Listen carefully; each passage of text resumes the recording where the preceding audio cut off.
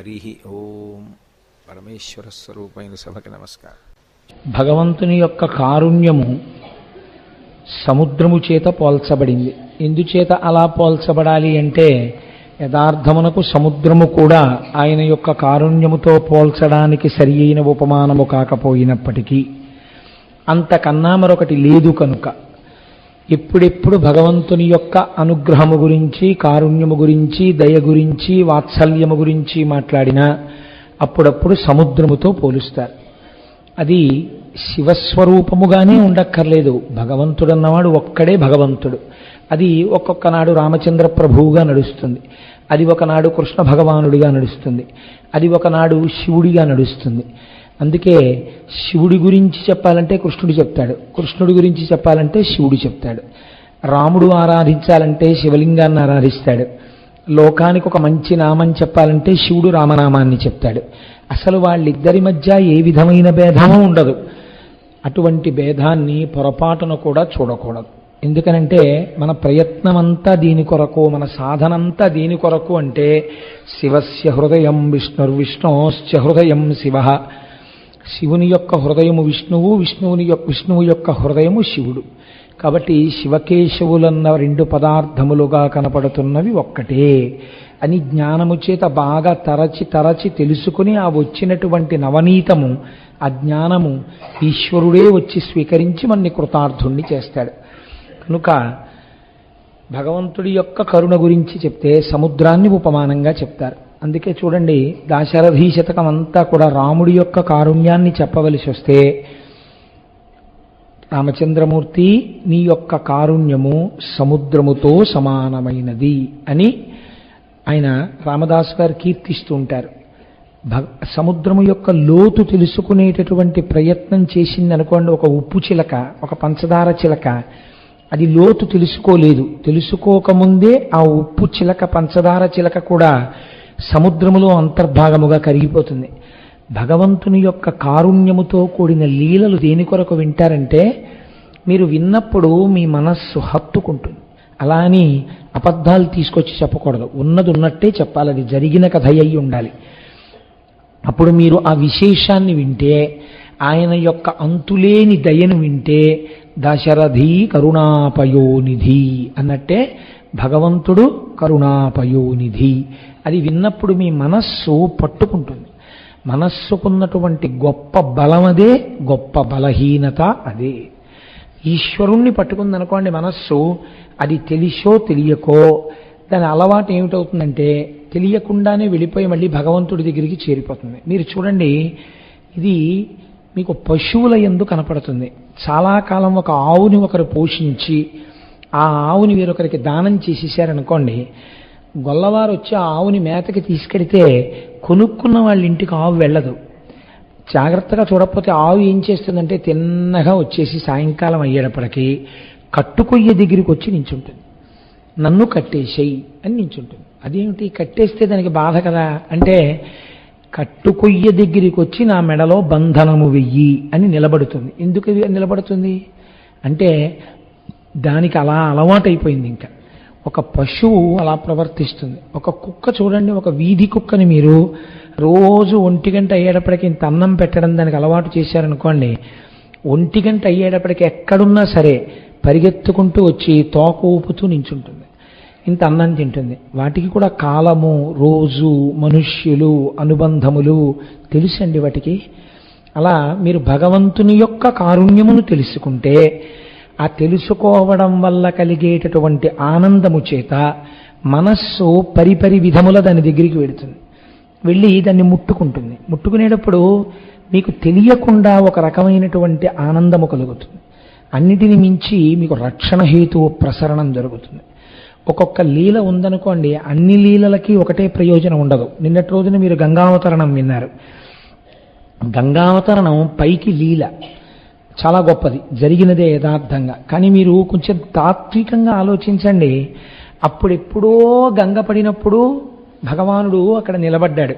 కానీ ఇప్పటికీ మనం ఏమని పిలుస్తామని, తడిగా ఉన్నటువంటి జటాజూటమున్నవాడు అని పిలుస్తూ ఉంటాం శంకరుణ్ణి. ఎందుకుంటుంది తడిగా అంటే దాని వెనకాతల రహస్యం వేరు. గంగ వలన 3 ప్రయోజనములు కలుగుతాయి. బాగా దీన్ని జ్ఞాపకం పెట్టుకోండి. ఎందుకు తడిగా ఉన్నటువంటి జటాజూటాన్ని దర్శనం చెయ్యాలని చెప్తారు. మీరు ఎప్పుడైనా ఒక తీర్థయాత్రకు బయలుదేరుతున్నారనుకోండి, గత జన్మల యందు పాపము ఏదైనా ఉంటే మిమ్మల్ని ఆ క్షేత్రానికి వెళ్లకుండా చెయ్యాలి అనుకుంటే ఖచ్చితంగా దర్శనానికి వెళ్లే ముందు ప్రతిబంధక రూపంగా ఆ పాపం అడ్డొచ్చి మిమ్మల్ని ఆ క్షేత్ర దర్శనం చెయ్యకుండా వెనక్కి తీసుకెళ్ళిపోతుంది. అందుకే ఎవరైనా దేవాలయ దర్శనానికి బయలుదేరి వెడుతున్నప్పుడు వారిని మళ్ళీ వెనక్కి తీసుకెళ్లే ప్రయత్నం చేయకూడదు. ఒకవేళ వారు ఏదైనా ముఖ్యమైన పని మీదే వచ్చి ఉన్నది చెప్పాలి. నేను ఇప్పుడు వెనక్కి వెడితే ఇది మీరు పాపరూపంలో నిలబడిన వారు అవుతారు, ప్రతిబంధక రూపం అవుతారు. అందుకని నేను వెనక్కి వెళ్ళను, ఇక్కడ మాట్లాడదామని మాట్లాడి పంపించాలి. తప్పించి దేవాలయానికి బయలుదేరేటప్పుడు ఎవరైనా వస్తే వెనక్కి వెళ్ళిపోకూడదు. లేదా అయ్యా మీరు వెళ్ళి రండి, ఏమీ ఇప్పుడు తొందర లేదని చెప్పాలి. దేవాలయాలకి తీర్థయాత్రకి వెళ్లే ముందు శాస్త్రం ఏం చెప్పిందంటే కపర్దీ అని 3 మాటలు అన్నది. విశాలమైన జటాజూటంతో కూడుకున్న శంకరుడి యొక్క జటాజూటాన్ని దర్శనం చేసి 3 మార్లు కపర్దీ కపర్దీ కపర్దీ అని క్షేత్రాలకు బయలుదేరితే మీకు ఆ పాపములు తడితో ఉన్నటువంటి ఆ గంగతో కూడిన ఆ జటాజూట దర్శనము చేత, దాన్ని తలంచడము చేత పాపరాశి ధ్వంసం అవుతుంది. అటువంటిది గంగావతరణం ఏమింటే ఖచ్చితంగా పాపాలు పోతాయి. నిన్నడు గంగావతరణానికి అది ప్రయోజనం, ఇవాళ చెప్పేటటువంటి లీలకి ప్రయోజనం మారుతుంది. కానీ మరి ఎందుకు ఇప్పటికీ తడితో ఉన్న జటాజూటం చెప్తాం మనం అంటే గంగ యొక్క 3 ప్రయోజనములు మీరు గుర్తుపెట్టుకోవాలి. మొట్టమొదటి ప్రయోజనం ఏమి? పాపమును పోగొట్టుట. మీరు చూడండి, ఇంటికి అశౌచం వచ్చిందనుకోండి, ఇంటికి అశౌచం రాదు, ఇంట్లో ఉన్న వాళ్ళకి అశౌచం వస్తుంది. అశౌచం వాయు సంబంధం. వాళ్ళు తిరుగుతున్నారు అనుకోండి, ఇంట్లో వాయు సంబంధంగా అశౌచం నిలబడుతుంది. అది పోగొట్టడానికి ఏం చేస్తారు? ఓ 11 రోజులో ఎంతో అశౌచం వచ్చిందనుకోండి, మీరు తెలిసో తెలియకో ఏవో ముట్టుకుని ఉంటారు. పైగా వాయువు కొంతకాలం నిలబడింది, మళ్ళీ ఇదంత తొందరగా విరిగిపోదు. అందుకని ఏం చేస్తారు? తీసుకొచ్చి మా ఇంట్లో స్వస్తి పుణ్యాహవాచనం చేయించామండి అంటారు. మామిడి కొమ్మలు పెట్టే పార్వతీ పరమేశ్వరుని యొక్క పాదద్వందం శివానంద లహరిలో శంకరాచార్యులు వారు చెప్తారు. ఆ కలశలోని నీటిలోకి ఆ శక్తిని ఆవాహన చేసి మామిడి మండతో ఇల్లంతా చల్లుతారు. చల్లితే ఇప్పుడు ఏమవుతుంది? ఆ వాయు సంబంధమైన అశౌచ దోషం ఎగిరిపోతుంది. గంగకి ఆ శక్తి ఉంది. మీరు గంగనే తేకపోయినా అక్కడ ఒక గ్లాసులో నీళ్లు పోసి గంగే చ యమునే చైవ గోదావరి సరస్వతి నర్మదే సింధు కావేర్యౌ జలేస్మిన్ సన్నిధిం కురు, మీరు ఈ కలశ పాత్రలోకి ప్రవేశించండి అన్నారనుకోండి, ప్రవేశిస్తుంది. కానీ సాధారణంగా మనం చేసేటటువంటి దోషం ఏమిటో తెలుసా అండి? కలశ పాత్రకి ఆచమన పాత్రకి ఒక్కటే పాత్ర వాడతారు. అది చాలా దోషం పూజలో, అలా వాడకూడదు. ఎందుచేత అంటే మీరు ఆచమన పాత్రలో ఏం చేస్తారు? పూజ మొదలు పెడుతూనే ఓం కేశవాయ స్వాహ అని కొన్ని నీళ్లు చేతిలో పోసుకొని తాగుతారు. ఇప్పుడు అందులో నీళ్లు కొన్ని మీరు తాగిన తర్వాత మిగిలిన నీళ్లు ఏమవుతాయి? శేషం అవుతాయి, మీ ఎంగిలిది. ఇప్పుడు ఈ నీటిని తీసుకెళ్ళి మళ్ళీ అందులోకి ఆవాహన చేసేసి ఈ నీళ్లే పట్టుకెళ్ళి భగవంతుడి నైవేద్యానికి భగవంతుని యొక్క స్నానానికి ఎలా వాడతారు? తార్కికంగా మాట్లాడడం వేరు. అలా అయితే నీరంతా ఎంగిలవట్లేదా అండి? అది పక్కన పెట్టండి. మీ భక్తి ఆవిష్కరణకు కలశ పాత్ర వేరుగా ఉండాలి ఇప్పుడు. అందుకే 2 పాత్రలు ఉండాలి పూజలో. కలశం మీరు ఆరాధన చేయకపోతే అక్కర్లేదు. మీరు స్నానం చేయించట్లేదు అనుకోండి, ఇప్పుడు మనం సుబ్రహ్మణ్యేశ్వర స్వామికి అభిషేకం చేశాం, మీరు మీ కలశంలో నీళ్లు పోయలేదు, అక్కడుంచిన నీళ్లు పోశారు, అప్పుడు మీకు కలశ అక్కర్లేదు. మీరు అభిషేకం చేస్తారనుకోండి, మీ దగ్గర కలశ ఉండాలి, లేకపోతే మీకు ఆచమన పాత్ర చాలు. కాబట్టి ఇప్పుడు దోషములను తొలగదోయగలిగినది ఏది? పాపములను పోగొట్టగలిగినది గంగ పోగొడుతుంది. ఈ కలశలో నీళ్లు తీసుకుని మీరేమంటారు? దేవం ఆత్మానం పూజా ద్రవ్యాణి చ సంప్రోక్ష్య. చిత్రం ఏమిటంటే దేవం, భగవంతుడి మీద కూడా నీళ్లు చల్లుతారు. అంటే ఏమిటి? ఆయన యందు కూడా దోషం ఉందని. లేకపోతే ఆయన మీద నీళ్ళు ఎందుకండి చల్లడం? అంటే ఏమిటో తెలుసా అండి? ఆయన దోషం ఉన్నవాడని కాదు, మనం చేసేటటువంటి పనుల వలన ఆ వాయు సంబంధమైనటువంటి దోషము ఆ మూర్తిని తాకి ఉండి ఉండవచ్చు. దాన్ని తీసేయడానికి మీకు ఏది ఆధారం? జలమే ఆధారం, గంగయే ఆధారం. కనుక మీకు మొదటి ప్రయోజనం పాపమును పోగొట్టుట, అది గంగ వల్ల జరుగుతుంది. రెండవ ప్రయోజనం పంట పండుట. నీరు లేదనుకోండి, మీరు ఎన్ని విత్తనాలు వేయండి, ఎంత పొలం దున్నండి, ఏం చెయ్యండి, ఎక్కడ పండుతుంది? పండదు. పండాలంటే గంగ ఉండాలి, గంగయే పంట. కాబట్టి ఇప్పుడు పండడం అంటే ఏమిటి? ఆధ్యాత్మిక జీవనంలో పండడం అంటే ఏమిటో తెలుసా అండి? బాగా జ్ఞానమును పొందుట. జ్ఞానమును పొందడానికి ఏది ఆధారం? భక్తితో కూడిన కర్మ ఆధారం. మీరు పరమభక్తితో కర్మాచరణం చేస్తుండగా ఎప్పుడో ఈశ్వరానుగ్రహంగా జ్ఞానం కలుగుతుంది. ఆ జ్ఞానాద్దేవత కైవల్యం, ఆ జ్ఞానము వలన మోక్షము కలుగుతుంది. కాబట్టి ఇప్పుడు పండడానికి ఏది ఆధారం? గంగ ఆధారం. మీరు పండిపోయారు, మీకు తెలిసిపోయింది, మీకు ఏదో జ్ఞానం తెలిసింది. నేను పండిపోయిన వాళ్ళు ఎలా పోతే నాకెందుకని మీరు కూర్చోవచ్చా? కూర్చోకూడదు. గంగ ఏం చేస్తోంది? మీరు అడిగారా, మీరు అడగలేదా అని ప్రవహిస్తూనే ఉంది.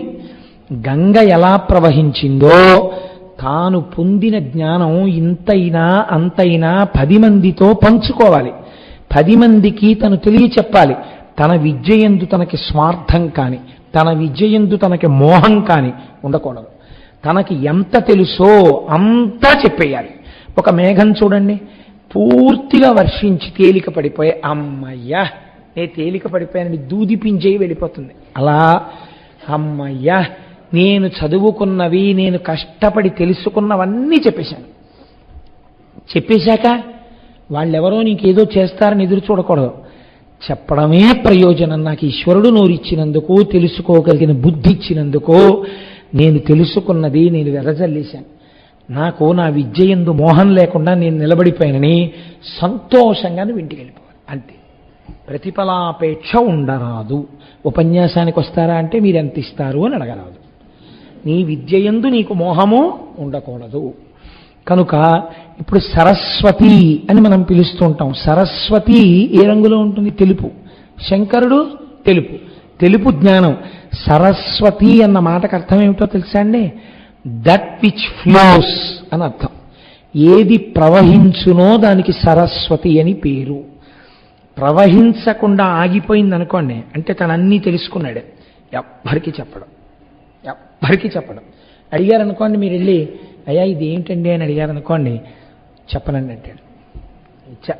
ఒక్కొక్కరు సరే నేను ఎందుకు చెప్పాలి సభాముఖంగా, జ్ఞాన కలునిలోని శారదయోలే. కాబట్టి అప్పుడు ఏమవుతుంది? నిలబడిపోతుంది. నిలబడిన నీరు మురుగువాసన వస్తుంది. సరస్వతి నిలబడరాదు, ప్రవహిస్తుండాలి. అందుకే వ్యయే కృతే వర్ధతయే వనిత్యం విద్యాధనం సర్వధన ప్రధానం. ఎంత ఖర్చు పెడితే అంత పెరిగేది ఏదంటే లోకంలో విద్యాధనం. కాబట్టి మోహము లేకుండా అడిగినదే తడవుగా అవతల వాళ్ళకి చెప్పాలి. ఎటువంటి వాళ్ళకి చెప్పాలి? వినడానికి వచ్చి సెల్ ఫోన్ పెట్టుకున్న వాళ్ళకి చెప్పక్కర్లేదు. వాడికి శ్రద్ధేది ఎందుకు చెప్పాలి? చెప్పక్కర్లేదు. శ్రద్ధగా కూర్చుంటే చాలు చెప్పేసి. ఆవి ఏం చేస్తుందండి? శ్రద్ధగా కూర్చుని ఇలా శిరములు పట్టుకుంటాడు, అంతే పాలు వదిలేస్తుంది. ఇలా నీ పాదములు పట్టుకుంటే చాలు, నువ్వు చెప్పేయాలి, నీకు తెలుసున్నది. కాబట్టి ఏమవుతుంది? సరస్వతి అంటే ప్రవహించున్నది. ఏది ప్రవహిస్తోందో అది సరస్వతి, అది ఉద్ధరిస్తోంది, జ్ఞానులను చేస్తోంది. సరస్వతి ఆగదు. అలా గంగ కూడా ఆగకూడదు. పవిత్రం చెయ్యడం, జ్ఞానం ఇవ్వడం అన్నది అలా వెళ్ళిపోతూనే ఉండాలి. ఇది ఎక్కడుంది? శివుడి జటాజూటంలో ఉంది. ఇప్పుడు అది మీ మీద పడాలంటే మీరేం చేయాలి?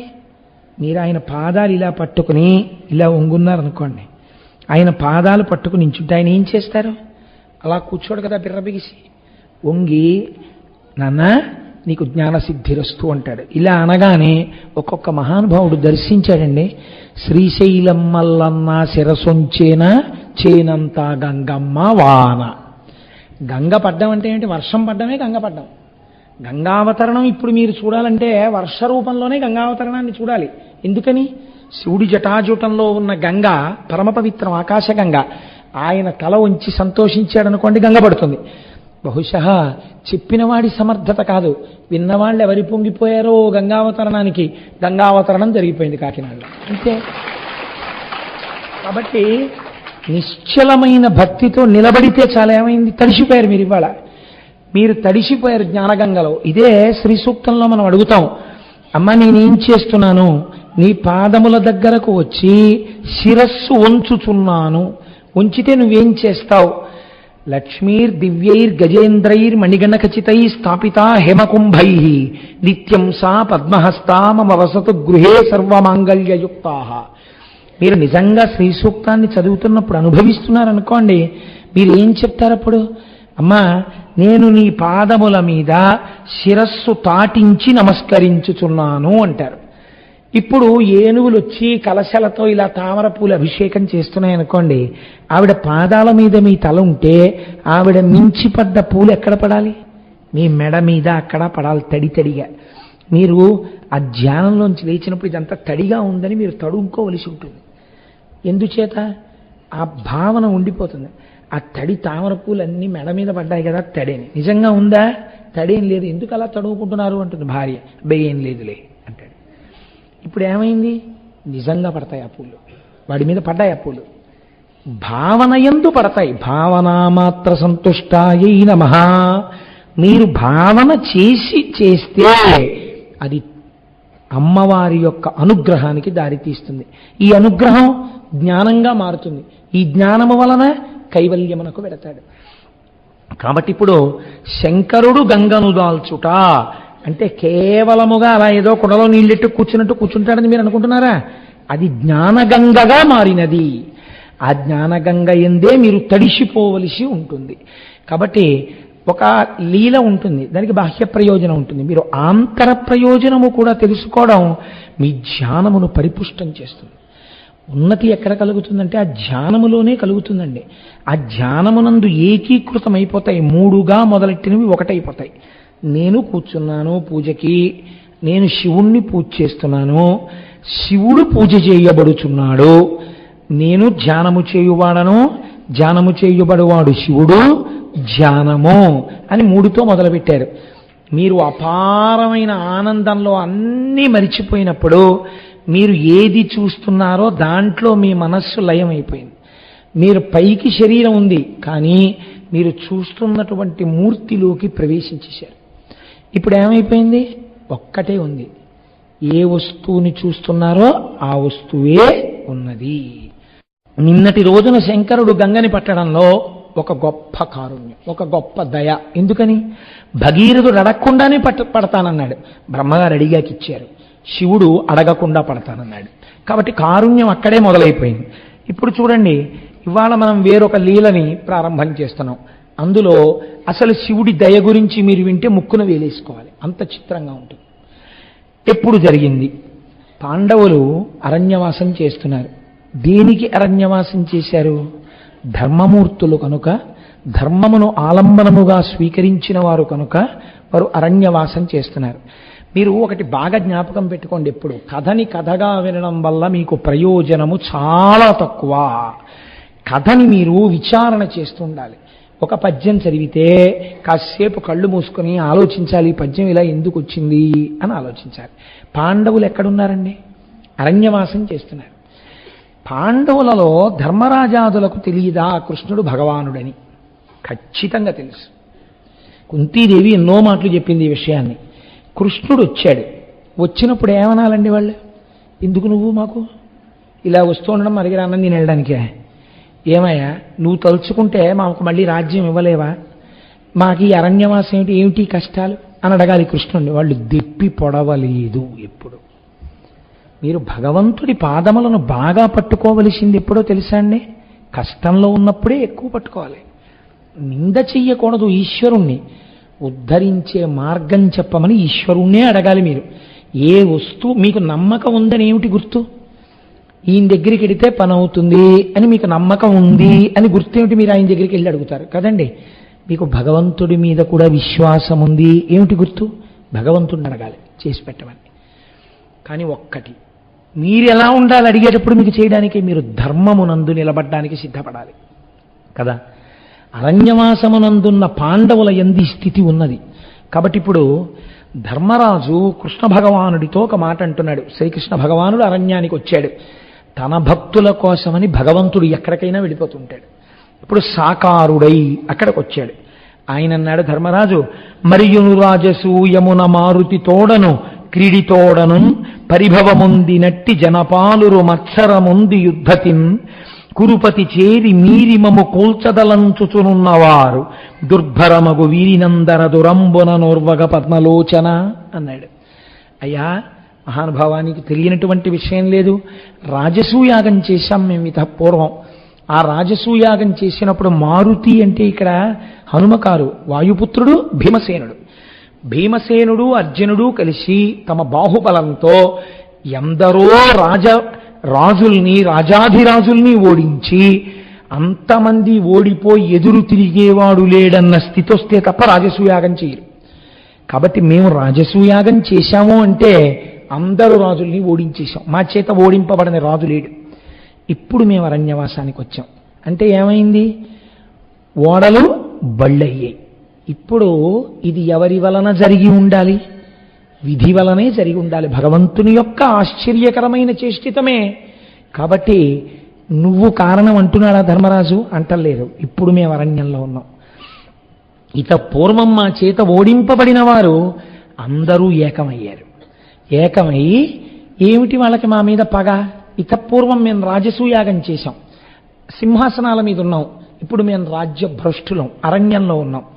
అందరూ చేతులు కలిపి మా మీద ప్రధానమైన పగ పెంచుకున్నవాడెవరో, నిరంతరం మమ్మల్ని మట్టు పెట్టడమే లక్ష్యంగా బ్రతికేవాడెవరో అటువంటి దుర్యోధనుడితో చేతులు కలిపారు. కాబట్టి మాకు శత్రువులు అనంతములు. అడుగు తీసి అడుగేస్తే మాకు శత్రువే. ఎప్పుడు ఎలా మమ్మల్ని చంపుదామా అని చూస్తున్న వాళ్ళే ఉన్నారు.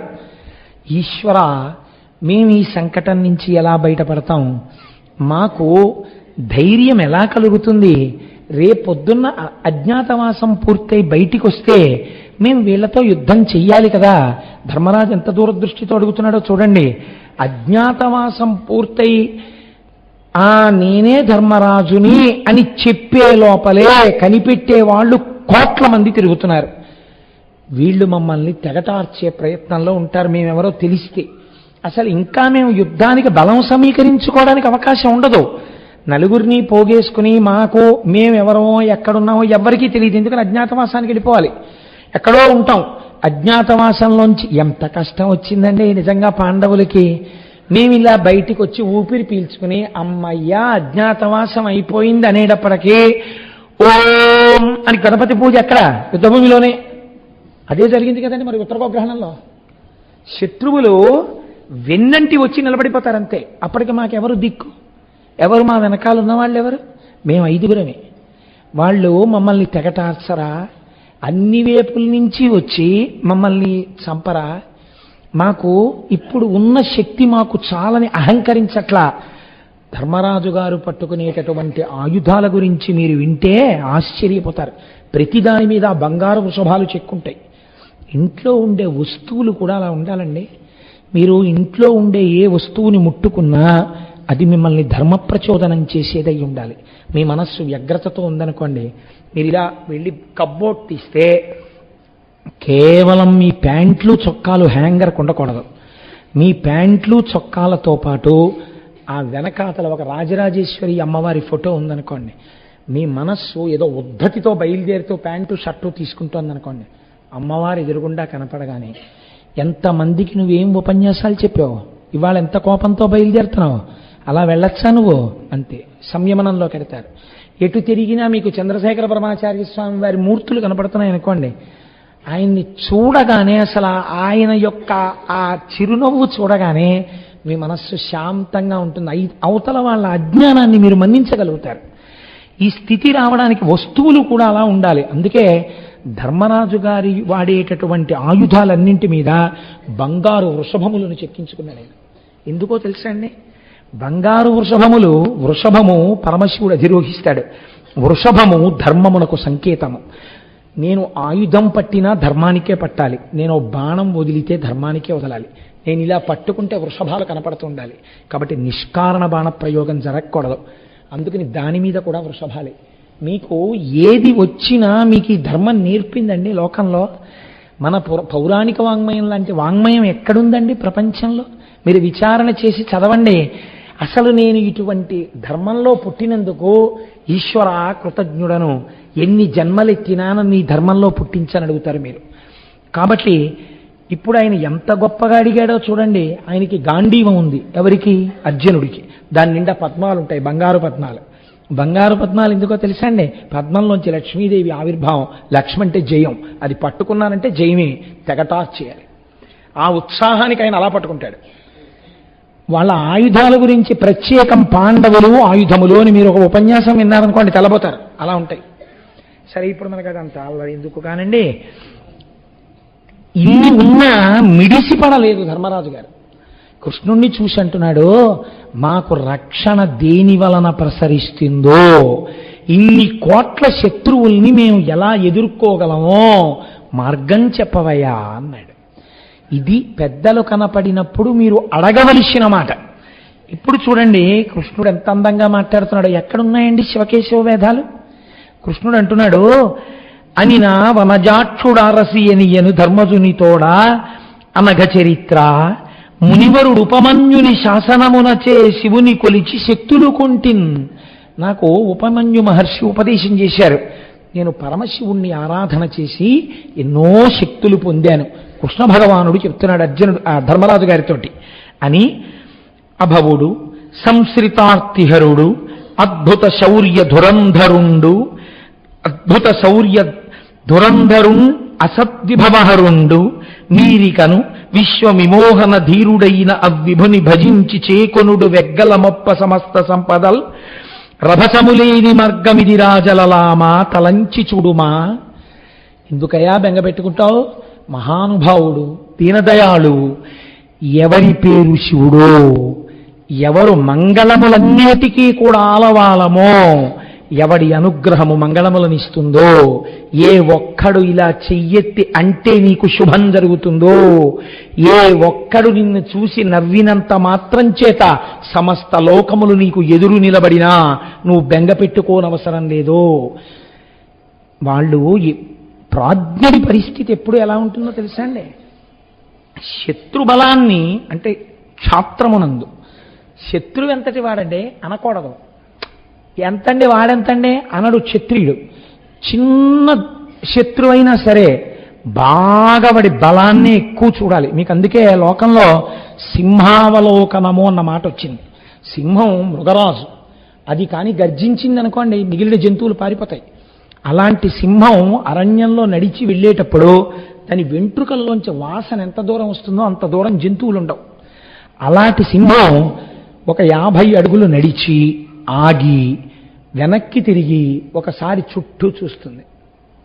ఎందుకు చూడడం అంటే, నేను ఇంత మృగరాజుని కదా, నా దగ్గరికి ఎవరొస్తారని ధిక్కార ధోరణితో ఉండదు, వెనక్కి తిరిగి చూస్తూనే ఉంటుంది.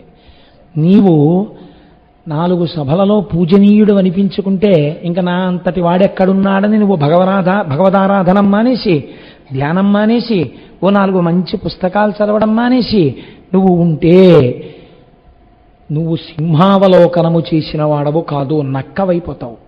కాబట్టి ఏం చెయ్యాలి అంటే సింహాన్ని దృష్టిలో పెట్టుకోవాలి. పెట్టుకుని ఎప్పుడు శంకరాచార్యులు వారు అందుకే చెప్తారు, అంతటి మహానుభావుడు పిబేయం విద్యార్థి తవ చరణ నిర్ణేజన జలం అనాలి. అమ్మా నీ కాళ్ళు కడిగిన నీళ్ళు ఎప్పుడు తాగుతానో అవునమ్మా, ఎప్పుడు తాగుతానో అవునమ్మా అంటూనే ఉండాలి ఎప్పుడును. ఇది వెనక్కి తిరిగి చూడాలి. అందుకని ధర్మరాజు గారు ప్రాజ్ఞుడు. మాకిన్నున్నాయంటలేదు, శత్రుబలాన్ని ఎక్కువ చేసి చెప్తున్నాడు. నిజంగా శత్రుబలం అంత గొప్పదా? పాండవుల ముందు నిలబడగలిగిన బలమేనా? మీరు తక్కువని అనుకోక్కర్లేదండి. కురుబలం గురించి నిజంగా మీరు చూస్తే అసలు ఒక్కొక్కడు ఎటువంటి వాడో తెలుసా అండి? యుద్ధం అక్కర్లేదు, మీరు ఏమి యుద్ధం చేయక్కర్లేదండి వాళ్ళతో. మీరు యుద్ధం ఏమీ చేయకుండా అలా పక్క నుంచి వెళ్ళిపోయారనుకోండి, ఒక్క శాపం ఇచ్చేస్తాడు. అటువంటి వాళ్ళు ఉన్నారు అందులో. ఎటువంటి వాళ్ళు? నాకు ప్రాణప్రదమైనటువంటి పద్యాలు అవన్నీ ఎప్పుడైనా విరాట పర్వం మళ్ళీ అయ్యప్ప స్వామి గుళ్ళో చెప్తే ఆ పద్యాలు విందురు కానీ, గారి పద్యాలు. అందులో ఆయన అంటాడు, యుద్ధం చేయడానికి వెళ్ళాడు అర్జునుడు. వెళ్ళి నిలబడితే ఎదురుగుండా కురుసైన్యం అంతా నిలబడింది. ఉత్తర కుమారుడికి చూపించి ఒక్కొక్కళ్ళని పరిచయం చేస్తున్నాడు. పరిచయం చేసేటప్పుడు మీరు చూడండి, కడుపులో అగ్నిహోత్రం ఉంది అర్జునుడికి. అయినా మాట తోలడం, ఎవ్వరినీ తక్కువ చేసి మాట్లాడడం. ఎదురుగుండా ఉన్నది రిపు సైన్యం, శత్రు సైన్యం. ఎంత అందంగా మాట్లాడతాడో చూడండి. మాట అలా ఉండాలండి నిజంగా. క్షాత్రధర్మం అంటే అది. కాంచనమయ వేదికా కనత్కేతనోజ్వల విభ్రమము వాడు కలశజుండు. ఈ పద్యం మీరు ఆంధ్రదేశంలో చాలా ప్రచారంలోకి వచ్చింది. మహానుభావుడు ఎవరు చదవాలో వారు చదివారు. నిజంగా దృశ్యకావ్యాల కింద వచ్చే కొన్ని సింహలాంగూల భూషిత నభోభాగకేతు ప్రేంఖణము వాడు ద్రోణసుతుడు కనక గోవృష సాంద్ర కాంతి పరిస్ఫుట ధ్వజ సముల్లాసంబు వాడు కృపుడు లలిత కంబు ప్రభాకలిత పతాకా విహారంబు వాడు రాధాత్మజుండు మణిత మయోరగ రుచిజాల మహితమైన పడగవాడు కురుక్షితిపతి మహోగ్ర శిఖర ఘన తాళ తరువగు సిడమువాడు సురనదీసూనుడేర్పడ చూచికొనుము అన్నాడు. అప్పటి వరకు ఆయన బృహన్నల అర్జునుడిగా గాంధీవం పట్టుకుని రథంలో వెళ్ళాడు. ఎదురుగుండా నిలబడింది సైన్యం. ఎటువంటి సైన్యమో చెప్తున్నాడు. కాంచనమయ వేదికా కనత్కేతనోజ్వల విభ్రమము వాడు కలశజుండు. ఇదండి లోపల భక్తి అంటే. మొట్టమొదట ఇంతమందిని చూడగానే ఎటు తిరిగి నమస్కారం చేశాడో తెలుసా అండి? తన గురువు ద్రోణాచార్యుల వారికి నమస్కారం చేశాడు. ఆ గురుభక్తి లేకపోతే జీవితంలో పైకి రాడు. ఏది చేసినా ఆ గురువుగారి అనుగ్రహం అనగలగాలి.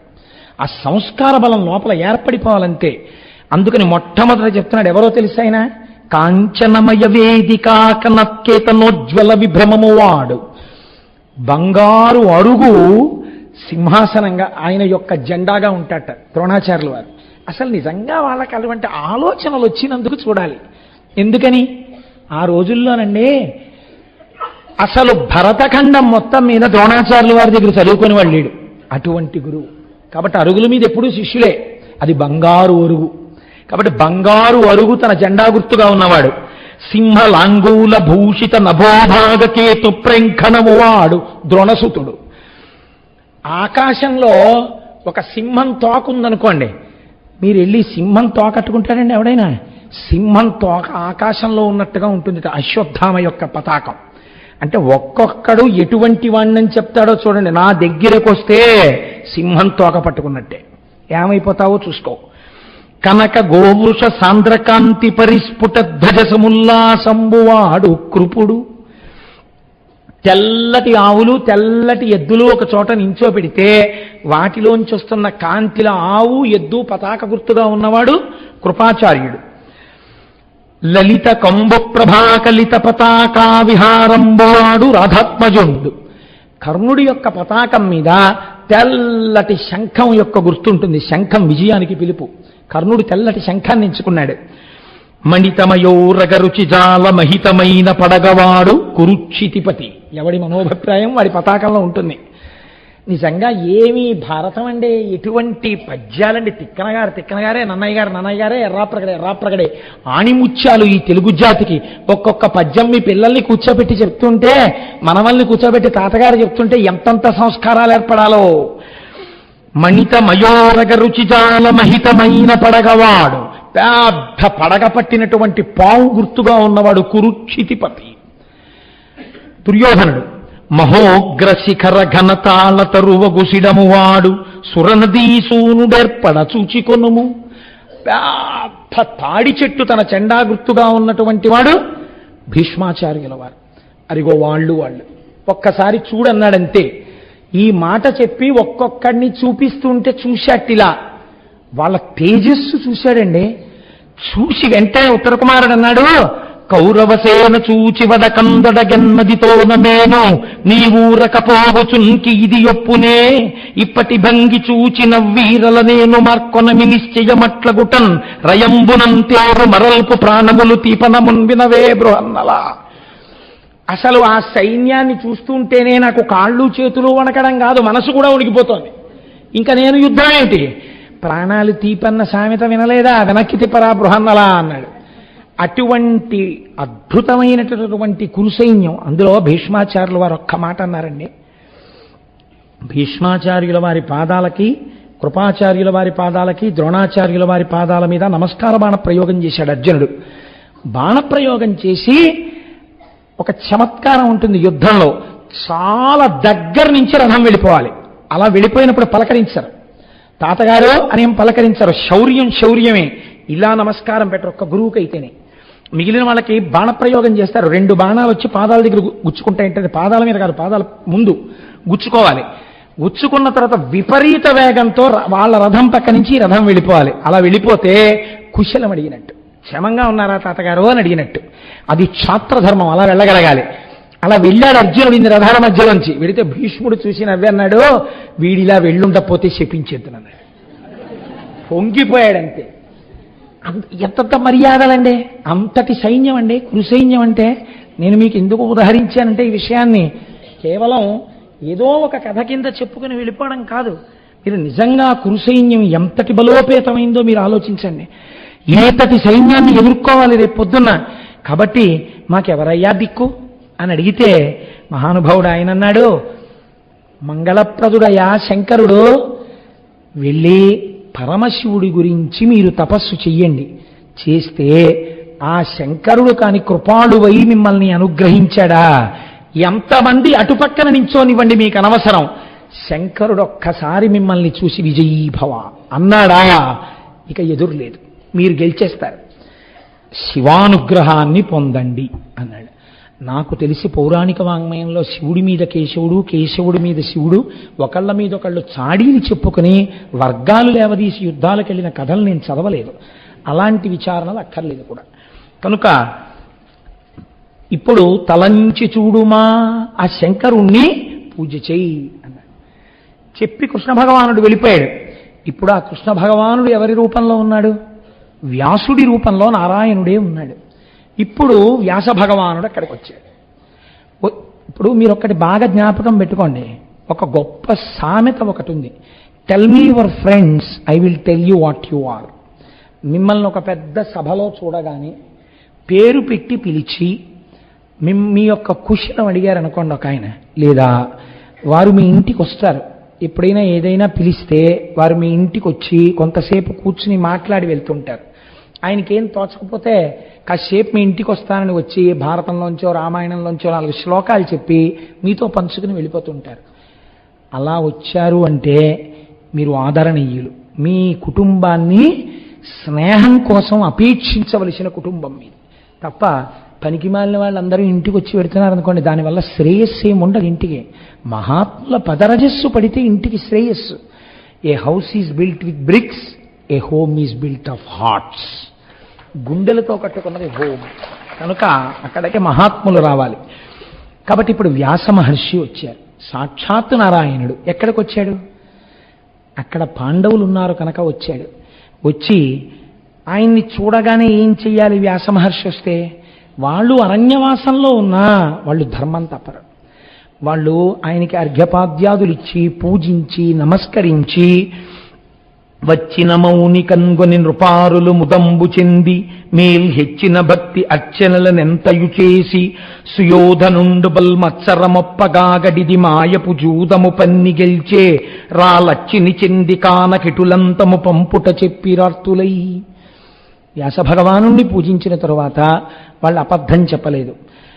మమ్మల్ని మాయాజూదంలో ఓడించి దుర్యోధనుడు ఇలా అరణ్యవాసానికి తర్వాత అజ్ఞాతవాసానికి వెళ్ళేటట్టుగా చేశాడు. మేము కృష్ణ భగవానుణ్ణి ఆరాధన చేశాం. ఈ మధ్యనే కృష్ణ భగవానుడు వచ్చాడు, శంకరుడి యొక్క పూజ చెయ్యమని ఆనతిచ్చి వెళ్ళిపోయాడు. ఇవాళ మీరొచ్చారు మహాత్మా, మేము ఈ కష్టంలో ఉన్నాం, మీకు కూడా చెప్పుకుంటున్నాం ఇదే విషయాన్ని. పెద్దలైనటువంటి వారు వచ్చినప్పుడు మీ కష్టాన్ని వారికి చెప్పుకోవడంలో తప్పు లేదు. కాబట్టి ఎంత అందంగా ఈ విషయాన్ని ఆవిష్కరించారు. ఆవిష్కరిస్తే ద్రౌపది మాట్లాడింది. భారతంలోనండి ద్రౌపది శీలం ఆశ్చర్యకరం. నిజంగా అసలు ఆ ద్రౌపదీదేవి గురించి వింటుంటే అయ్య బాబోయ్, అసలు ఎలాగా ఇలా తీర్చిదిద్దబడింది ఈవిడ ఆ వ్యక్తిత్వం అనిపిస్తుంది మనకి. ఆ ద్రౌపదీదేవి ఇది మహాత్ముల యొక్క మాట ఎంత దూరమైనా వెళ్ళిపోతుంది. వాళ్ళు అనుగ్రహించారనుకోండి, మీకు రక్షణ కలుగుతుంది. మీకు రక్షణ కలగడానికి మీరు ఏది నిరూపించుకోవలసి ఉంటుంది? మీ యందు ధర్మం ఉందని మీరు నిరూపించుకోగలగాలి. మీ యందు ధర్మం ఉంది అని నిరూపణ కానప్పుడు మహాత్ముల ఆశీర్వచనం మీకు దక్కదు. ఆ విషయంలో ధర్మమును బట్టి ఆశీర్వచనం ఉంటుంది. కాబట్టి ఇప్పుడు ఆవిడ తాను ధర్మమునందున్నాను కాబట్టి మీ ఆశీర్వచనము నాకు కావాలని ద్రౌపది మాట్లాడుతోంది. ద్రౌపది ఎప్పుడు మాట్లాడినా మహారాజనీతిజ్ఞురాలిగా, గొప్ప భగవద్భక్తురాలిగా, గొప్ప విదుషీమణిగా అలా మాట్లాడుతుందండి ఆవిడంది. మరియున్ పాంచాలియు తన పరిభవమును దుస్ససేను పశుకృత్యమును కురుపతి అవినీతియు దుర్భర వేదన చేయు కర్ను పరుషోక్తులను. వ్యాస భగవాను ఉద్దేశించి చెప్పింది. తనకి జరిగిన పరాభవం చెప్పింది వ్యాసుడికి. ఏది విన్నంత మాత్రం చేత పెద్దలు అసహ్యించుకుంటారో అది చెప్పింది. నిండు సభలో దుశ్శాసనుడు నా వలువలూడ్చాడు, అప్పుడు నేను ఏకవస్త్రని. ఇది చెప్పగానే వ్యాసుడి మనస్సు చిన్నబుచ్చుకుంది. రెండవది ఏం చెప్పింది? కురుపతి అవినీతియు. ఆ దుర్యోధనుడు ఎంత అసహ్యకరంగా ఆ రోజున సభలో ప్రవర్తించాడో, ఆయన ప్రవర్తించినటువంటి అవినీతితో కూడిన ప్రవర్తనని వ్యాసభగవానుడి ముందు ఆవిష్కరించింది. దుర్భర వేదన చేయు కర్ను పరుషోక్తులను. మీరు ఒకసారి కొట్టారనుకోండి, ఆవిడ ఆర్డర్ తీసుకొస్తోంది. దుశ్శాసనుడు చీర లాగేశాడు, అది నేను కొంత మరిచిపోగలను. దుర్యోధనుడు చాలా అవినీతితో ప్రవర్తించాడు. ఏమిటో తెలుసా అండి? తొడ చూపించి ఇలా కొట్టాడు, వచ్చి ఇలా కూర్చో అన్నాడు. అందుకే నీ తొడలు విరిచేస్తానన్నాడు. భీమసేనుడు సభలో ప్రతిజ్ఞ చేయడానికి కారణం అది ధర్మం తెలియక కాదు, తొడ మీద కొట్టకూడదని తెలుసు. కానీ అందుకే ధర్మశాస్త్రం ఎంత దూరం చెప్పిందో తెలుసా అండి? ఇంటిలో భార్య కాకుండా పరస్త్రీలు ఉండగా తొడ మీద చప్పుడు చెయ్యకూడదు పురుషుడు, ఇంటి యజమాని, కీడుస్తుంది. తొడ మీద చప్పుడు చేశాడు దుర్యోధనుడు. ఇది అవినీతి. తెలియదా? తెలుసు. నేనేమవుతాను? మరదల్లో వదిన గారిని అవుతాను. తల్లి లాంటి దాన్ని నన్ను చూసి తొడ చూపించి చప్పుడు చేశాడు. అంటే నిన్ను గెలుచుకున్నాను, నా దాసివి, నిన్ను నేను ఎలా అయినా వాడుకోవచ్చు, వచ్చి తొడక్కని చూపించాడు. ఎంత అవమానం నాకది! నిండు సభలో చేశాడు. ఇది వ్యాసుడికి చెప్తోంది ఆవిడ. ఎవరి దృష్టిలో పడాలో వారి దృష్టిలో పెడుతోంది. ఎంత గొప్పగా తీసుకెళ్లారండి మన వాళ్ళు, బోధ చేశారు. ఇలాంటి తప్పుడు పనులు చెయ్యకు నువ్వు గృహస్థాశ్రమంలో ఉండి. దుర్భర వేదన చేయు కర్ణు పరుషోక్తులను. కర్ణుడు చాలా పరుషమైనటువంటి మాటలు మాట్లాడాడు. దాసి దుర్యోధనుడి చేత గెలవబడిందన్నాడు. ఆనాడు కర్ణుడు చెప్పిన మాటలున్నాయే, ఈ పై రెండైనా మర్చిపోతానేమో కానీ అవి నేను మర్చిపోలేను. ఇంత బాధ ఒక్క ఆడదాన్ని పెట్టారు వాళ్ళు. ఒక్క ఆడదాని మీద ఇంత అక్కసు చూపించారు. ఈ ఎత్తిపొడిపేమిటి మీరు గమనించండి. ఇంత ధర్మాత్ములై అరణ్యవాసానికి కట్టుబడి నువ్వు వస్తే పూజలు చేసి నిలబడిపోయి నిన్ను వేడుకుంటున్న వాళ్ళు నీ వంశంలోంచే వచ్చారు. నీవే వీళ్ళందరి యొక్క ఈ సంతానానికి అంతటికీ కారణం కదండి. మరి పాండురాజపుత్రులు అలా వచ్చిన వాళ్ళే. ధృతరాష్ట్రుడు ఆయన యొక్క కుమారుడే, వ్యాసుడి కుమారుడేగా. అటువైపు వాళ్ళు అలా చేశారు. ఇటువైపు అటువైపు చెప్పగలిగిన సమర్థత నీది అయినప్పుడు నన్నింత అవమానాలు పాలు చేశారు. ఇది చెప్పడంలో అర్థం ఏమిటి? శాసించగలిగిన వాడివి, నీకెదురు తిరిగితే శాపవాక్యం విడిచిపెట్టగలిగిన వాడివి. ఇది అడగదు ఆవిడ. ఇది ఆవిడ తిరిగితే అట్లా. అమ్మ బాబోయ్, ద్రౌపదీదేవి లాంటి క్యారెక్టర్ ఎక్కడ ఉంటుందండి? ఈ మూడు చెప్పింది. ఈ మూడు చెప్తే ఇప్పుడు వ్యాసుడు వీళ్ళు గెలవడానికి మార్గం చెప్తాడు. ఇది ఎవరి ఉన్నతికి పనికొస్తుంది? పాండవుల ఉన్నతికి పనికొస్తుంది. తన కష్టం చెప్పి తన భర్తల్ని గెలిపించుకుంది తప్ప వీళ్ళు చేతకాని వాళ్ళైన ఇన్ని కష్టాలు పెట్టారని భర్తల మీద వ్యాసుడికి చెప్పలేదు. వాళ్ళు ఎంత ధర్మం తప్పి ప్రవర్తించారో వ్యాసుడికి చెప్పి వ్యాసుడి సలహా చేత భర్తల్ని రక్షించుకుంది. ఇది మహాపాతివ్రత్యం అంటే. ద్రౌపది లాంటి స్త్రీ చాలా అరుదుగా కనపడుతుందండి మీకు. మహాభారతమే. అబ్బో, సరే ఇంకెన్ని ఉపమానాలు వేస్తాను దాని గురించి. భయం ఏమిటంటే గబుకునాటి వెళ్ళిపోతుందేమో ప్రసంగం అని అప్పటికప్పుడు అడ్డుకట్ట వేసుకుంటూ ఉండడం. కనుక ద్రౌపదీదేవి మాటలు చెప్తే వ్యాస భగవానుడు అన్నాడు, కౌరవులను మీరును నా కారయగా యొక్క భంగి అయినను. చూసారా, వచ్చేసింది నోటి వెంట. ఏది ద్రౌపది కోరుకుందో ఆ మాట వచ్చేసిందంటే వ్యాసుడి దగ్గర నుంచి. మీకేం కావాలో అది అవతల వారితో అనిపించుకోవడంలో ఉందండి గొప్ప, మీరు అడగడంలో లేదు. ఇది మాట యందు నైపుణ్యం. కౌరవులను మీరును నా కారయగా యొక్క భంగి అయినను ధర్మశ్రీరహి చెందుట మీయడ కూరిమి కరమలదు చుండు గుణరత్న నిధుల్. ఆయన అన్నారు, అటు కౌరవులు నా వాళ్లే, ఇటు మీరు నా వాళ్లే, అయినా మీరు నాకు కావలసిన వాళ్లే, కానీ ధర్మము మీ పట్ల ఉన్నది. కాబట్టి ధర్మము మీ పట్ల ఉన్నదే గుణములుగా మారింది మీ ఎడల. కాబట్టి నా అనుగ్రహం మీ అందే ఉంటుంది, మీకే ఉంటుంది, దాని వలన మీరు గెలుపొందుతారు అన్నాడు. ఇది చాలా చమత్కారమైన మాట అండి. ఇది నేను చిన్న వివరణ చెయ్యకపోతే నేను కించిత్ దోషం చేసిన వాణ్ణి అవుతాను. మీకు పాండవులకు ఇంత శ్రేయస్సు కలగడానికి ప్రధాన కారణం ఏమిటో తెలుసా అండి? ఇంటికి పెద్దరికం అని ఒకటి ఉంటుంది. ఇంటికి పెద్దరికం వహించేటటువంటి వాడెవరో వాడు ధర్మం కోసం దేన్నైనా త్యాగం చేయడానికి సిద్ధపడిపోయే మనస్సు పెంచుకోవాలి. కనీసంలో కనీసం ఒక పెద్ద వయస్సు వచ్చేసేటప్పటికైనా స్థితి వచ్చేసేయాలి, లేకపోతే ఆ జీవితానికి అర్థం ఉండదు. మీరు చూడండి, ఒకానొకప్పుడు భీముడు అధిక్షేపించాడు ధర్మరాజు గారిని, ఆయన వల్ల ఈ కష్టాలన్నీ వచ్చాయన్నాడు. ద్రౌపదీదేవి ఏం చెప్పిందో తెలుసా అండి భీముడితో? నీకేం తెలుసు ధర్మరాజు గురించి అని అడిగింది. నీకు ధర్మరాజు గురించి తెలుసు అనుకుంటున్నావా?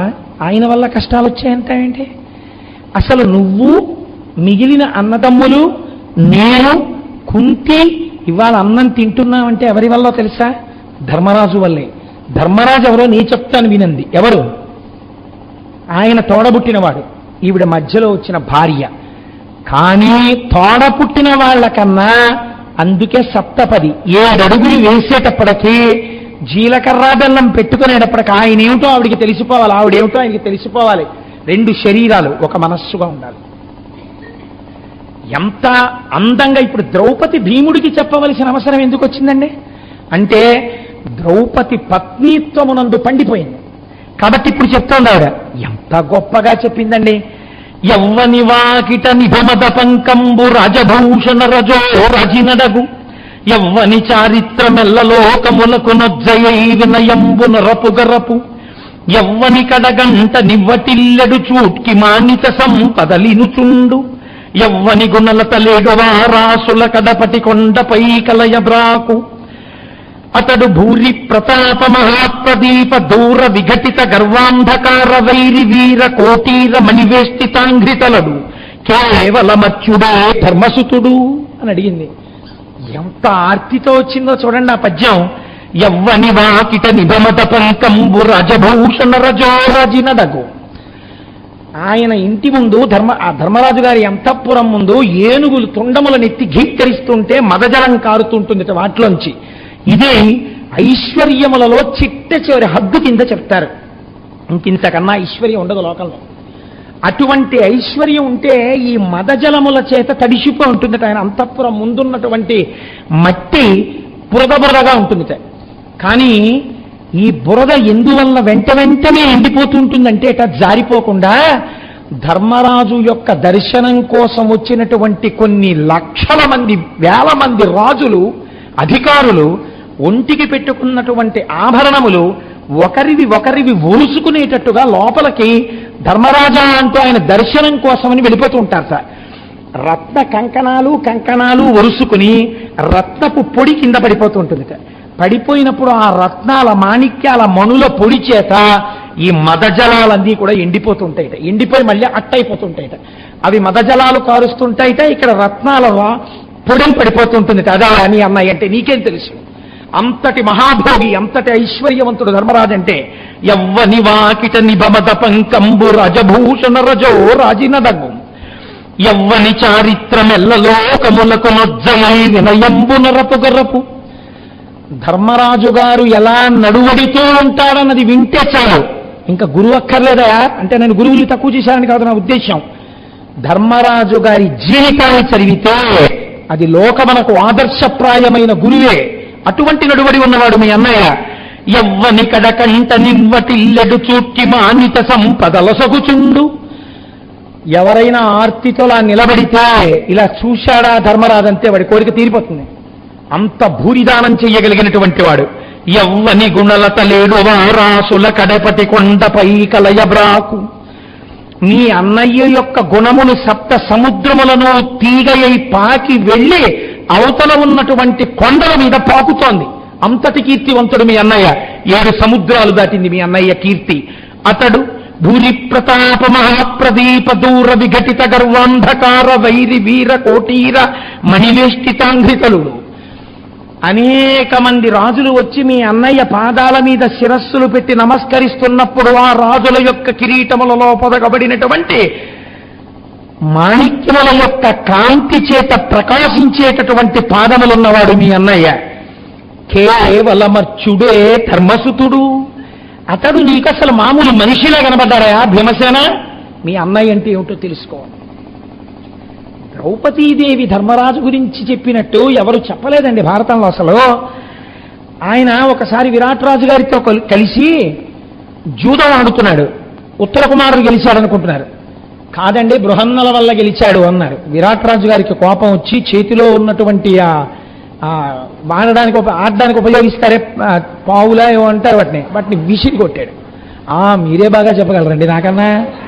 విసిరితే అవి వెళ్ళి ఆయన తల మీద తగిలి నెత్తురు పడుతోంది. పడుతుంటే ద్రౌపది అక్కడ ఉంది. ఆయన ద్రౌపది అన్నారు. ద్రౌపది అంటే బయటపడిపోతుంది కదండి, అందుకని ద్రౌపది అనడానికి వీల్లేదు.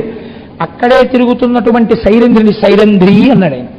ఆవిడ గబగబా వచ్చి ఒక బంగారు చెంబుతో నీళ్లు తెచ్చి నెత్తురు కడిగేసి తన పౌట కంగితో ఒత్తేసింది. అసలు నేను పరపురుషుణ్ణి స్పృశించనని చెప్పిందే కీచక మరణానికి. ఎందుకు ఈయన దగ్గరికి వచ్చేటప్పటికి కంకుభట్టుకు అంత గబగబా కడిగేసింది? విరాట్ రాజు గారికి అనుమానం వచ్చింది. సైరంధ్రి ఏ కొంపలు పడిపోతాయో కంకుభట్టు నెత్తగలిగామన్నాడు. అంటే ఆవిడంది నీకేం తెలుసు? విమల వంశంబునకు పుణ్య వృత్తమునకు నువరలు ఈతని రక్తంబు వసుమతీశ ధరణిపై ఎన్ని బిందువు తరలే అన్ని వర్షములు కలుగు ఇందు నా వర్ష భయము. మహాపురుషుడు, ధర్మమూర్తి, గొప్ప వంశంలో పుట్టినవాడు, చారిత్రమ ప్రధానముగా కలిగినటువంటి ఈయన శరీరము నుంచి ఎన్ని రక్త బిందువులు నేల మీద పడతాయో అన్ని సంవత్సరములు ఆ పడిన భూమి యందు ఇంకా వర్షములు పడవు. నీ రాజ్యం అలా అయిపోకూడదని ఆయన నెత్తురు కడిగానని. ఇది ధర్మరాజు అంటే. ధర్మరాజు శరీరమును గూర్చి, ఆయన నెత్తుటిని గూర్చి ప్రకృతి అలా చూస్తూ ఉంటుంది. ఆయనకి అపకారం జరిగితే వర్షం ఇవ్వడానికి ఇష్టపడదు. అంటే మీరు చూడండి, ఇది ధర్మరాజు అంటే. సరే, నేను నా ఆర్తి ఆపుకోలేక ఒక్కడి చెప్తాను. భీష్మాచార్యుల వారు దుర్యోధనుడితో చెప్తారు, నీకేం తెలుసు ధర్మరాజు గురించి? ధర్మజుడంటే ఎటువంటి వాడో తెలుసా? మాణిక్యం అండి పద్యం భారతంలో. బ్రాహ్మణ భక్తియు పరహిత శక్తియు నిర్మలమతియును నీతిరతియు సత్యభాషణమును సాధుపోషణమును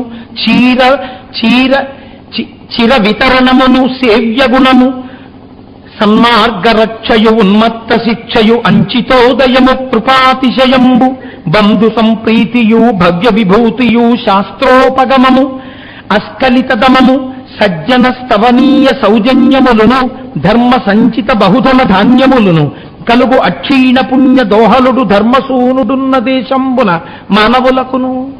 ఆయన చెప్పాడు, దుర్యోధన నువ్వున్న చోట మంచివాళ్ళు పాడైపోతారు. ధర్మరాజు ఉన్న చోట ఏమవుతుందో తెలుసా? వ్యగ్రతతో కూడినటువంటి ప్రవర్తన ఉన్న వాళ్ళున్న చోటికి ధర్మరాజు గారు వెళ్ళి కొంతకాలం ఉంటే, ధర్మరాజు గారు వెళ్ళి కొంతకాలం మాట్లాడితే, ధర్మరాజు గారు అక్కడ నడిస్తే ఏమవుతుందో తెలుసా?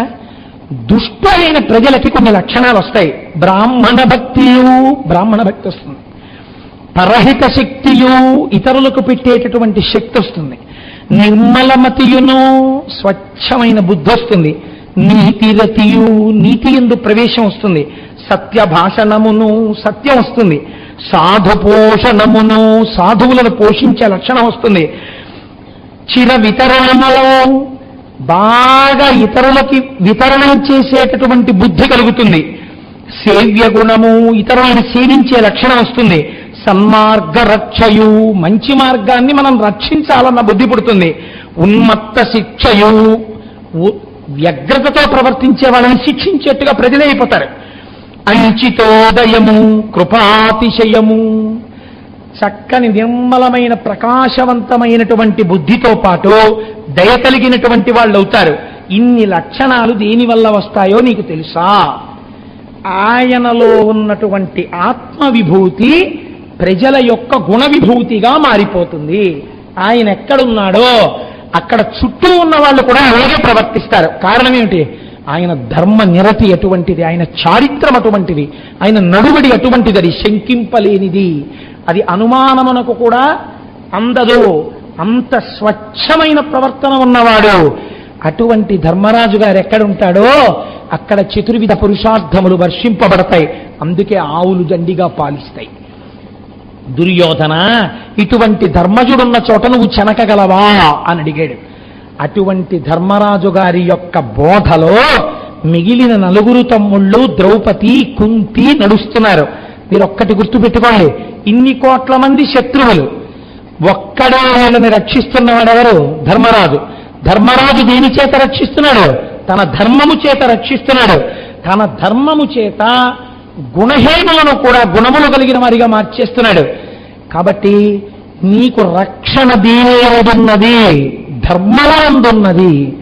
అధర్మము అప్పటికి చాలా బాగా కనపడవచ్చు, కానీ అది పాడు చేసి తీరుతుంది. అందుకే మనకి శాస్త్రంలో ఒక పెను ప్రమాదం గురించి మాట్లాడతాను. మనిషిని పాడు చేసేవి నాలుగే. ఈ నాలుగు దగ్గరికి వచ్చేటప్పుడు చాలా జాగ్రత్తగా ఉండమని శాస్త్రం హెచ్చరిక చేసింది. మీ ప్రమేయం లేకుండా వచ్చేసేది ఏదో తెలుసా అండి? మీరు ఏ ప్రయత్నం చెయ్యక్కర్లేదు దానికోసం. అది కాలములో మీ దగ్గరికి వచ్చేస్తుంది. అలా వచ్చే వాటిల్లో మొదటిది యవ్వనము. యవ్వనమునందు ధర్మ ప్రబోధమును బాగా అర్థం చేసుకోకపోతే యవ్వనమునందు జరిగేటటువంటి పొరపాటు, చేసిన పొరపాటు పుణ్యాత్ముడైన ఇతపూర్వమున్న 7 తరాల వాళ్ళని నరకంలోకి తోసేస్తుంది. యవ్వనము ప్రమాదహేతువు. యవ్వనము ధర్మముతో ముడిపడిపోవాలి. అందుకే లేకపోతే ప్రమాదం వస్తుంది. అందుకే మన వాళ్ళు యవ్వనంలో ఉండేటప్పటికీ కన్యాదానం చేసేసి ధర్మపత్ని ధర్మపత్ని ధర్మపత్ని అని ఆవిడ పక్కన కూర్చోబెట్టేవారు. ఇంద్రియములకు లౌల్యము కలగకుండా ధర్మబద్ధం చేసేవారు. కనుక చూడండి, పాడు చేసే వాటిలో మొదటిది యవ్వనము. ఇది ఎవరిని పాడు చేస్తుంది? అటువైపు వాళ్ళందరూ దీనికే పాడైపోతుంటారు.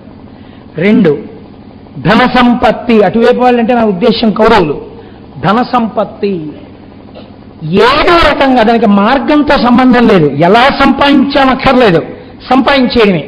తెచ్చి దాచేది బయటికి వెళ్ళడానికి మార్గం వెతుకుతుంది. ఎందుకో తెలుసా అండి? లక్ష్మీదేవి కూడా అలా ఉండడాన్ని ఇష్టపడదు. దాని పేరు కరెన్సీ. కరెన్సీ అంటే కరెంట్. కరెంట్ అంటే పవర్. పవర్ అంటే దట్ విచ్ ఫ్లోస్. కరెంట్ ఆగిపోయింది అనుకోండి, ఏం వెలగవు. కరెంట్ ప్రవహించింది అనుకోండి, అన్ని వెలుగుతాయి.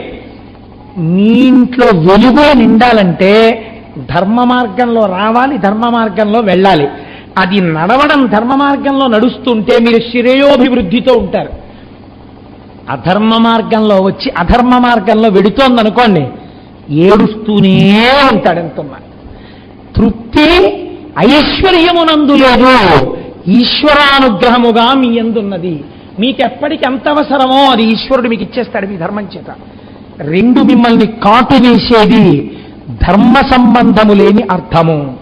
3వది అనుకోకుండా వచ్చినటువంటి ప్రభుత్వము. ప్రభుత్వం అనగా అధికారము. ఇప్పుడు ఈ అధికారం కొల్లగొట్టాడు, కానీ ఎప్పుడైనా పాండవులు వచ్చేస్తారేమో, శత్రువులకి దక్కిపోతుందేమో ఈ అధికారం అన్న భావన వాళ్ళకి దక్కకుండా చెయ్యాలన్న తాపత్రయం ఎన్ని పాపాలైనా చేయించేస్తుంది. జనకుడు ప్రభుత్వం చేశాడు, మహాజ్ఞాని. నాదే ఉందంటూ రాజ్యం చేశాడు. ఇదే నేను కాదు, నా ప్రభుత్వం ఏమిటన్నాడు ఆయన. అప్పుడు ఆయన పాపం చేయడు. ఇది శాశ్వతం అనుకుని నిలబెట్టేసుకుందాం అనుకున్నవాడు ఉంటాడే, వాడి కంటికి ప్రతివాడే శత్రువే. వాడు ఏం చేస్తాడు? తల్లి లేదు, తండ్రి లేదు, బంధువు లేడు, అన్న లేడు, తమ్ముడు లేడు, స్నేహితుడు లేడు. మట్టు పెట్టేస్తుంటాడు తన అధికారం నిలబెట్టుకోవడానికి. తుట్టతుదన ఏమవుతాడు?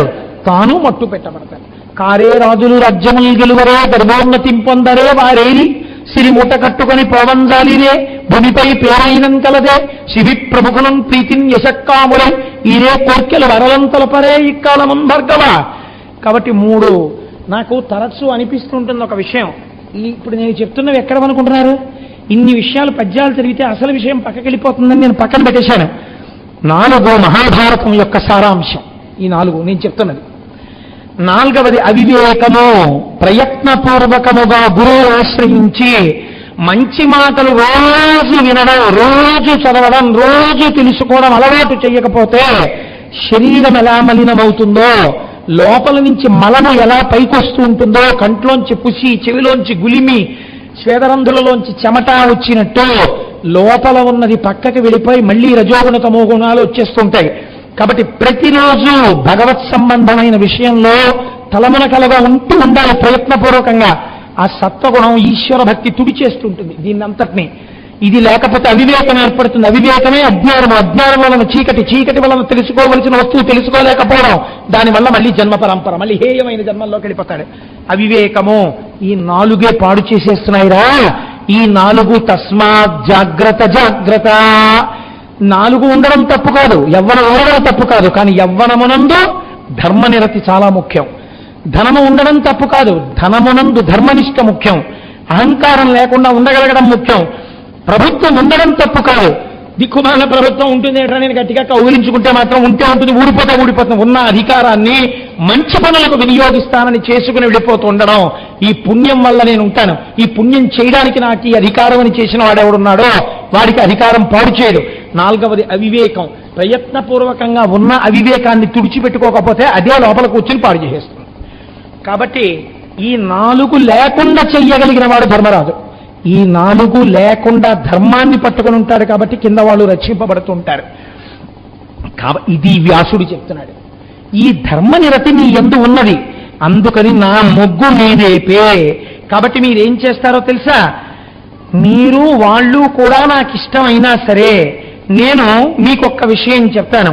అనిన ఋషీంద్రుడిట్లనియే అద్దియే సౌఖ్య విధానమౌపదంబు అనితర తుల్యమా హరు మహాత్ముని గూర్చిత పంబనర్ప నీ యనుజుని కవ్వడింబనుపు మాతడు ధీరుడు ఆ కార్యసిద్ధి వేగన పునరించి పుచ్చడు అకల్మష చిత్త అటుల్ పునర్పుమా.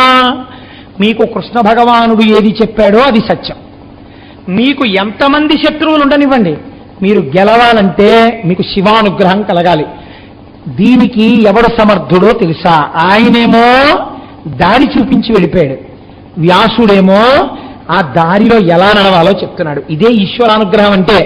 మహాత్ముల రూపంలో వచ్చి చూపిస్తోంది పాండవులకి, వాళ్ళు చేసుకున్న ధర్మం వాళ్ళని అలా రప్పించిందంతే. కాబట్టి ఇప్పుడు ఏమైంది? మీరు మీలో ఉన్నటువంటి వాళ్ళల్లో పాండవ మధ్యముడైనటువంటి అర్జునుణ్ణి తపస్సు చేయడానికి ఇంద్రకీలాద్రి పర్వతం మీదకి పంపించండి. ఆ ఇంద్రకీలాద్రి పర్వతం మీద అర్జునుడు శంకరుడు గురించి తపస్సు చేస్తాడు. శంకరుడు ప్రత్యక్షమైనప్పుడు పాశుపతాస్త్రాన్ని అడగండి. ఆ పాశుపతాస్త్రం మీ చేతిలో పడిందా? ఈశ్వరుడు నీకు అస్త్రం ఇచ్చాడంటే ఏమిటి దాని అర్థం? విజయీభవ అన్నట్టు. శంకరుడి నోటి వెంట ఆ మాట వచ్చిందా? ఇన్ని కోట్ల మంది శత్రువులుంటే నీకేమిటయా? ఏ క్షణంలో వాళ్ళు పైకొస్తే నీకేమిటయా? మిమ్మల్ని ఎవరు ఏం చెనకలేరు ఇంకా. కాబట్టి ఈ అర్జునుణ్ణి పంపండి అన్నాడు. అనేసరికి ఈ అర్జునుణ్ణి మహానుభావుడు మీరుటల సల్పకున్నను వైరుల చనకంగలేరు వాస్తవమిది అక్కౌరవనాథుడు పెక్కురు శూరుల సాయము చింది శోభిలుచుండెన్. మాకు కూడా బలం ఉంది కదా, ఇప్పుడు అర్జునుడు వెళ్ళాలా, తపస్సు చెయ్యాలా, అంత అవసరం ఉందంటారా, పంపకపోతే పర్వాలేదంటారా అని అనుకుంటున్నారేమో. ఈ మాట కూడా చెప్పేస్తున్నాను. మీకు ఎన్ని ఉన్నా మీరు వెళ్ళి తపస్సు చేయకపోతే, అర్జునుడికి శివానుగ్రహం కలగకపోతే, ఏ అర్జునుడి మీద మీరు ఆశలు పెట్టుకున్నారో ఆ అర్జునుడు శత్రువులను ఓడించలేడు, మీరు విజయమును పొందలేరు. కనుక శివానుగ్రహానికి అర్జునుడు వెళ్ళవలసిందే చెప్పేశాడు వ్యాస భగవానుడు. చెప్పి ఎలా వచ్చాడో అలా వెళ్ళిపోయాడు. ఇప్పుడు అర్జునుడు ఇంద్రకీలాద్రి పర్వతానికి చేరుకున్నాడు. అన్నగారి దగ్గర తమ్ముళ్ళ దగ్గర సెలవు తీసుకుని బయలుదేరాడు. వెళ్ళి చక్కగా కూర్చుని ప్రతిరోజు ఆరాధన మొదలుపెట్టాడు. పరమనిష్టతో పరమశివుడి గురించి తపస్సు చేస్తున్నాడు. ఇలా తపస్సు చేస్తుండగా ముందు పరమశివుడు రాలేదు. కొన్ని సంవత్సరాల తపస్సు పూర్తయిన తర్వాత అర్జునుడి తండ్రి గారైనటువంటి ఇంద్రుడు ఒక వృద్ధ బ్రాహ్మణ వేషంలో వచ్చాడు. వచ్చి అర్జునుడిని పలకరించాడు. దేనికి తపస్సు చేస్తున్నావయ్యా అని అడిగాడు. మేము శంకరుడి యొక్క అనుగ్రహం కోసం తపస్సు చేస్తున్నామన్నారు. అనుగ్రహం అంటే ఏమిటి, మీకు ఏం కావాలని అడిగాడు. నేను పాండవ మధ్యముండి, నన్ను అర్జునుడు అంటారు, ఇప్పుడు తపస్సు చేస్తున్నాను, మాకు శంకరుడి చేతిలో ఉండేటటువంటి పాశుపతాస్త్రం కావాలి అన్నాడు.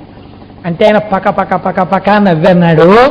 శంకరుడు మహాజ్ఞాని, శంకరుడి యొక్క అనుగ్రహం కలిగితే మోక్షం అడగాలి. ఇంకా ఈ యుద్ధాలు ఈ గొడవలు ఇవేం నీకుండవు. కానీ నువ్వేం అడుగుతావు? యుద్ధంలో వాడుకోవడానికి పాశుపతాస్త్రమును, యుద్ధంలో గెలవడానికి విజయీభావన ఆశీర్వచనము అడుగుతానంటున్నావు. ఇంత తెలివి తక్కువతనం ఉంటుందయా ఎవరికైనా? కోరుము మోక్షము రాజ్యము కోరకు వజ్రంబునిచ్చి కొందురే కాచం బారసి ఎవ్వండే అని దారుణిలో రాజతిలక తలుపు మిదినదిన్. ఎవడైనా చేతిలో వజ్రం ఉంటే ఆ వజ్రాన్ని తీసుకెళ్లి ఎదురుగుండా వాడికి ఇచ్చేసి అయ్యా అయ్యా మీ చేతిలో ఉన్న గాజు పూస నా చేతిలో పెట్టండి అని అడుగుతాడా? ఎవడు అడగడు. నీకు వజ్రం లాంటి మోక్షం ఇస్తాడయా, మోక్షం పుచ్చుకో అన్నాడు. అంటే తన క్షాత్రధర్మాన్ని విడిచిపెట్టేస్తాడా చూశాడు ఇంద్రుడు. ఆయన అన్నాడు, నాకేం కావాలో నాకు తెలుసు, మా అన్నగారి ఆజ్ఞ నాకు శిరోధార్యం. మా అన్నగారు నన్ను ఏమని పంపారు? శివానుగ్రహంతో పాశుపతాన్ని పట్టమని పంపారు. మా అన్నగారి మాట నిలబెట్టడానికి తపస్సుకొచ్చాను తప్ప మధ్యలో నువ్వు వచ్చి చెప్పినవి చేయడానికి నేను సిద్ధంగా లేను. కాబట్టి మీకు ఒక నమస్కారం, మీరు వెళ్ళి రండి అన్నాడు. చూద్దాం ఎంతవరకు నిలబడతారో ఒక పరీక్ష. ఇంద్రుడు అదే పనిగా వేధిస్తున్నాడు. మీ అన్నయ్య చెప్తాడు, ఆయన సొమ్యం పోయింది, ఇవాళ పాశుపతం తెమ్మంటాడు, రేపు యుద్ధంలో ప్రయోగించమంటాడు, శత్రువుల్ని చెప్పమంటాడు, ఎందుకు వచ్చిన పాపాలు ఎందుకు వచ్చిన పుణ్యాలు, మోక్షం కోరుకో. అర్జునుడు అన్నాడు, అనిన గిసుకొంది విజయుడా అగ్రకులని కని అనియే పొంగుని కేటి కనవసరపు జోలియన మానకతడు హెచ్చుగవచింప చాలు మాటాడకిక మీద శాస్త్రీయగును. నీకిన్ని మాటలు చెప్తున్నా అస్తమానం ఏదో బోధ చేస్తాయేంటి? మీ అన్నయ్య సంగతి నీకెందుకు, మీ అన్నయ్య సంగతి నీకెందుకు, మీ అన్నయ్య మాటలంటాయేంటి? మా అన్నయ్య ఏది చెప్పాడో అదే నాకు శిరోధార్యం. నువ్వు ఏ మాటలు మాట్లాడకు. ఏదో ఉత్త బ్రాహ్మణుడు కదా నమస్కారం పెట్టి జవాబు చెప్పాను, ఇంకా నన్ను కానీ విసిగించావా నీకు శాస్తి జరుగుతుంది, పో ఇక్కడి నుంచి. ఇప్పుడు ఇంద్రుడు సంతోషించాడు. అబ్బాయి నీకు గట్టి పట్టుదల ఉందిరా, నీ అన్నయ్య అడగమన్నాడో అడుగుతావు శివుడు కనబడితే అని తన నిజ రూపంతో సాక్షాత్కరించాడు. సాక్షాత్కరించి ఇక నుంచి నువ్వు పార్థివలింగాన్ని పంచాక్షరీ మహామంత్రంతో తపస్సు చేస్తూ ఆరాధన చెయ్యి. ఈ క్షాత్రధర్మాన్ని మాత్రం మర్చిపోకు. నీకు ప్రధానంగా ఎందుకు ఈ అస్త్రం కావాలో, ఎందుకు యుద్ధం చెయ్యాలో, ఎందుకు గెలవాలో, నీ అన్నయ్య మాట ఎలా నిలబెట్టాలో, ఎలా నువ్వు ధర్మ సంస్థాపన చెయ్యాలో ఇది మాత్రం మర్చిపోకో. అందుకే ఇటువంటి పరీక్ష శివుడు పెట్టాడు మళ్ళీ అని చెప్పి వెళ్ళిపోయాడు. అక్కడ కూర్చుని ఇంద్రుడు ఘోరమైనటువంటి తపస్సు మొదలుపెట్టాడు. ఆ పార్థివలింగాన్ని ఆరాధన చేస్తున్నాడు. ఒక ఆశ్రమాన్ని నిర్మాణం చేసుకున్నాడు. ఎవరైనా చూస్తే అసలు అర్జునుడు అనుకోరు. అలాంటి పరిస్థితులలో ఉన్నాడు. చిత్రం ఏమిటంటే ఆయన్ని విడిచిపెట్టకుండా ఉండేది ఒకటి ఉంది, ఒక్క విరాట పర్వంలో తప్ప, గాంధీవం. గాంధీవం మాత్రం దగ్గరించుకున్నాడు. ఆ గాంధీవం ఎంతమంది చేతులు దాటి ఎన్ని వేల సంవత్సరాల తర్వాతనో ఖాండవ వనదహనం తర్వాత అగ్నిహోత్రుడు నుండి మహానుభావుడు అర్జునుడికి వచ్చింది. కాబట్టి ఆ గాంధీవం పట్టుకుని వింటినారి కడతాట అర్జునుడు. అసలు వింటినారి కట్టేటప్పుడు ఆ పైన ఉన్నటువంటి ఆ నారి విప్పుతాట, విప్పి వంగి కింద ముడేస్తాట. ముడేసి బాగా అది స్థితిస్థాపక శక్తితో ఉంది అని నిరూపించుకున్న తర్వాత ఒక్కసారి దాన్ని బాగా ముందుకి నిలబెట్టి ఎడంచేత్తో పట్టుకుని కుడి చేత్తో ఆకర్ణాంతము చెవి వరకు లాగుతట, వింటినారిని లాగి వదిలిపెడతట. వదిలిపెట్టినప్పుడు దాంట్లోంచి టంకారధ్వని వస్తుంది. ఈ ధ్వనికి ఏమవుతుందో తెలుసా అండి? అసలు శత్రు సైన్యంలో ఉన్నటువంటి కొన్ని లక్షల మంది గుండె పగిలి చచ్చిపోతారట. ఆయన చేసేటటువంటి ఆ గాంధీవపు టంకార ధ్వని అంత గొప్పది. అసలు ఒక మోస్తరు సామాన్యులైతే గాంధీవం వంక చూస్తే కళ్ళు మళ్ళీ కనపడవు, అంత తేజస్సుతో ఉంటుంది. మీరు అసలు ఆ గాంధీవం గురించి చదువుతుంటే తెల్లబోసం ఏమిట్రా అసలు ఈ ఆయుధాలని, తపశ్శక్తి చేత వచ్చినటువంటి ఆయుధాలు అవన్నీ. కాబట్టి ఇప్పుడు అటువంటి గాంధీవాన్ని మాత్రం దగ్గరించుకున్నాడు. శంకరుడు పాశుపతాస్త్రం కావాలంటాడు, పాశుపతాస్త్రం అంటాడు. నేను ఇల్లు కనబడితే సరే పట్టుకుపోని ఇచ్చేసాననుకో, దాన్ని పట్టుకు నిలబడగలిగిన ధైర్యం ఉన్నవాడై ఉండాలిగా, యుద్ధం చెయ్యగలిగినటువంటి నేర్పరితనం ఉండాలిగా. చూద్దాం అసలు ఎంతవరకు నిలబడతాడో. తాతగారు మహాప్రాజ్ఞుడు, మనవడికి చెస్ బాగా నేర్పగలడు, చదరంగం. అటువంటి తాతగారు మనవడు ఏదో పోటీలకు ఎడుతున్నాడు.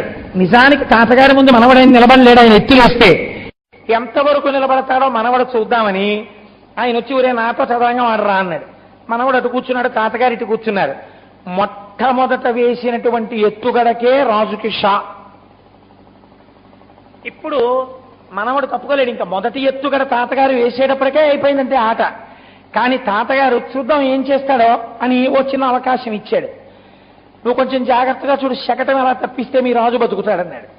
అలా కొంచెం కొంచెం తనే అవకాశం ఇస్తూ నడిపించి అవతల వారి బుర్ర పొదులెక్కించాడు.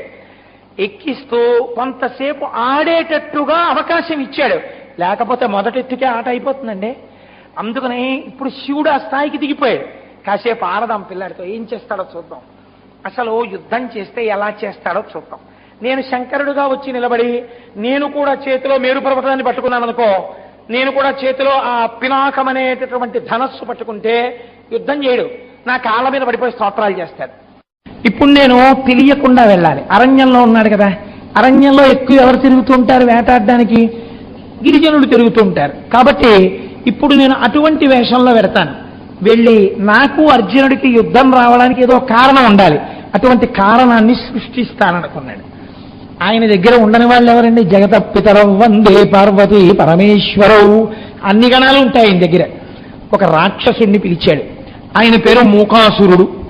ఆయన్ని పిలిచి, ఉరే నువ్వు ఒక బ్రహ్మాండమైన అడవి పంది వేషం వేసుకో, అడవి పందిగా మారిపోయి అర్జునుడు తపస్సు చేసుకుంటున్నటువంటి పర్ణశాల దగ్గరికి వెళ్ళి పెద్ద రొద చెయ్యి. అడవి పంది రొద మామూలుగా ఉండదండి, ఎంతటి వాడికి భయం వేస్తుంది, అటువంటి చప్పుడు చేస్తుంది. అసలు మామూలు పంది అరిస్తేనే మనశ్శాంతి ఉండదు, ఇంకా అడవి పంది అరిస్తే ఎలా ఉంటుంది? కాబట్టి ఇదిగో ఇప్పుడు అటువంటి అడవి పందిగా వెళ్ళన్నాడు. కడు రొద చేయుచు ఇటన్నట్టు బుడిబడి తిరుగుచు పొదవగా నుంకించెడు చెడు నిషాటు కొనుగొని ఎడదం యోజించినప్పుడు ఇంద్రజుడిట్టల్.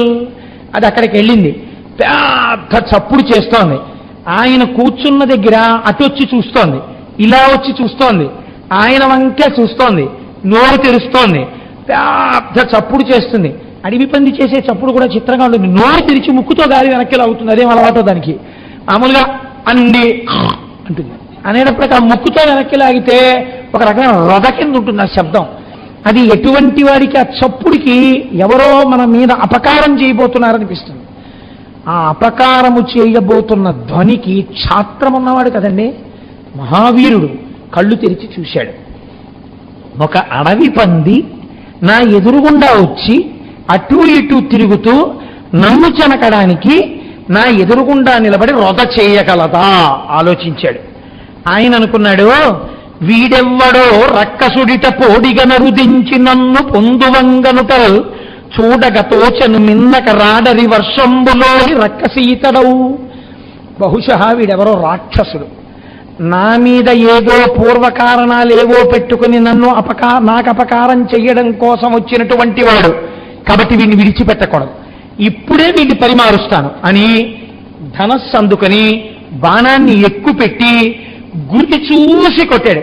మీరు ఒకటి బాగా ఆలోచించండి, శివుడు ఎక్కడున్నాడు, అర్జునుడు ఎక్కడున్నాడు? నిజంగా మధ్యలో అడవి పంది ఉందనుకోండి, శివుడిటు అర్జునుడు ఇటు ఉన్నారనుకోండి, అటు ఇటు బాణాలు తగిలాయనుకోండి, అప్పుడు శివుడు అర్జునుడు ఇద్దరు ఎదురెదురుగుండా ఉన్నారా లేరా? కనపడతారు కదా ఒకళ్ళకొకళ్ళు. అంటే అసలు బాణం వేయకముందే అటు పక్కన ఇంకొక కిరాతుడు కనబడుతున్నాడు. ఇప్పుడు అదేమిటి, ఈ పంది మీద బాణం వెయ్యాలి కదా, వెయ్యకుండా అలా నించున్నాడు ఏమిటి మరి కిరాతుడు? బహుశా ఆయనే కదా అడవి పంది తరువుకు రావాలి.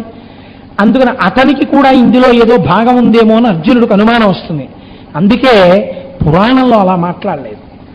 ఎలా మాట్లాడారంటే ఈయన ఇటు నుంచి వెయ్యలేదు, ఈయనకి వెనక్కి ఉన్నాడు శివుడు, అందుకే ఈయనకి శివుడు కనపడడు. కానీ బాణప్రయోగం మరి ఎలా జరుగుతుంది? ఇప్పుడు ఇద్దరి బాణాలు దాని మీద పడాలి, పడి ఇద్దరు మేం చంపామంటే మేం చంపామనాలి. వీరులకి గొప్పతనం ఏమిటో తెలుసా అండి? దిక్కుమల్ల పంది కోసం దెబ్బలాడుకోకూడదండి. ఎవరి బాణం వాళ్ళు దానికోసం దెబ్బలాడుకుంటారు.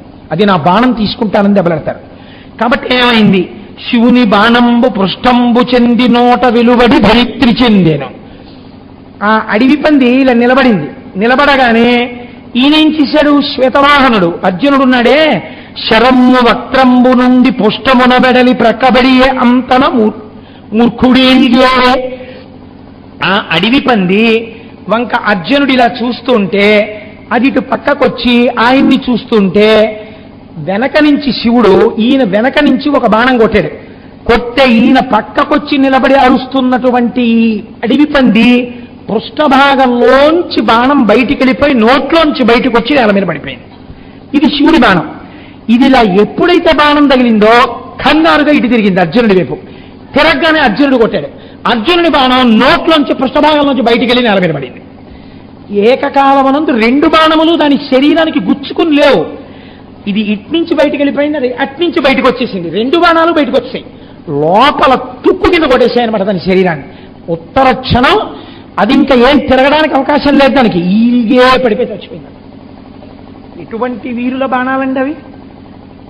వెనక పృష్ఠంలోంచి ముందు నోట్లో కొట్టాడు ఒక ఆయన, నోట్లోంచి పృష్ఠంలో కొట్టాడు ఒక ఆయన. బాణాలు దిగిలేవు, ఇద్దరి బాణాలు బయటకు వచ్చేసాయి. బయటకు వచ్చి నేల మీద పడిపోయి. ఇప్పుడు శివుడు అన్నాడు, చూడలేదుగా తను ఇంకాను. తన దగ్గర ఉన్నటువంటి ప్రమదగణాలు వెనకాతలే వచ్చారు కిరాతులుగా. ఒకడిని పిలిచి, వెళ్ళి మన బాణం పట్టుకురారా అన్నాడు. ఈయన వచ్చి ఆ బాణం తీస్తూ అన్నాడు, ఏమిటి అలా చూస్తున్నావు? తాపసి వేషంలో ఉండి బాణం ఎత్తుకుపోదాం అనుకుంటున్నావా? అంటే కలహాన్ని పెంచుకునే మార్గం. ఈ బాణం ఎవరిదో తెలుసా?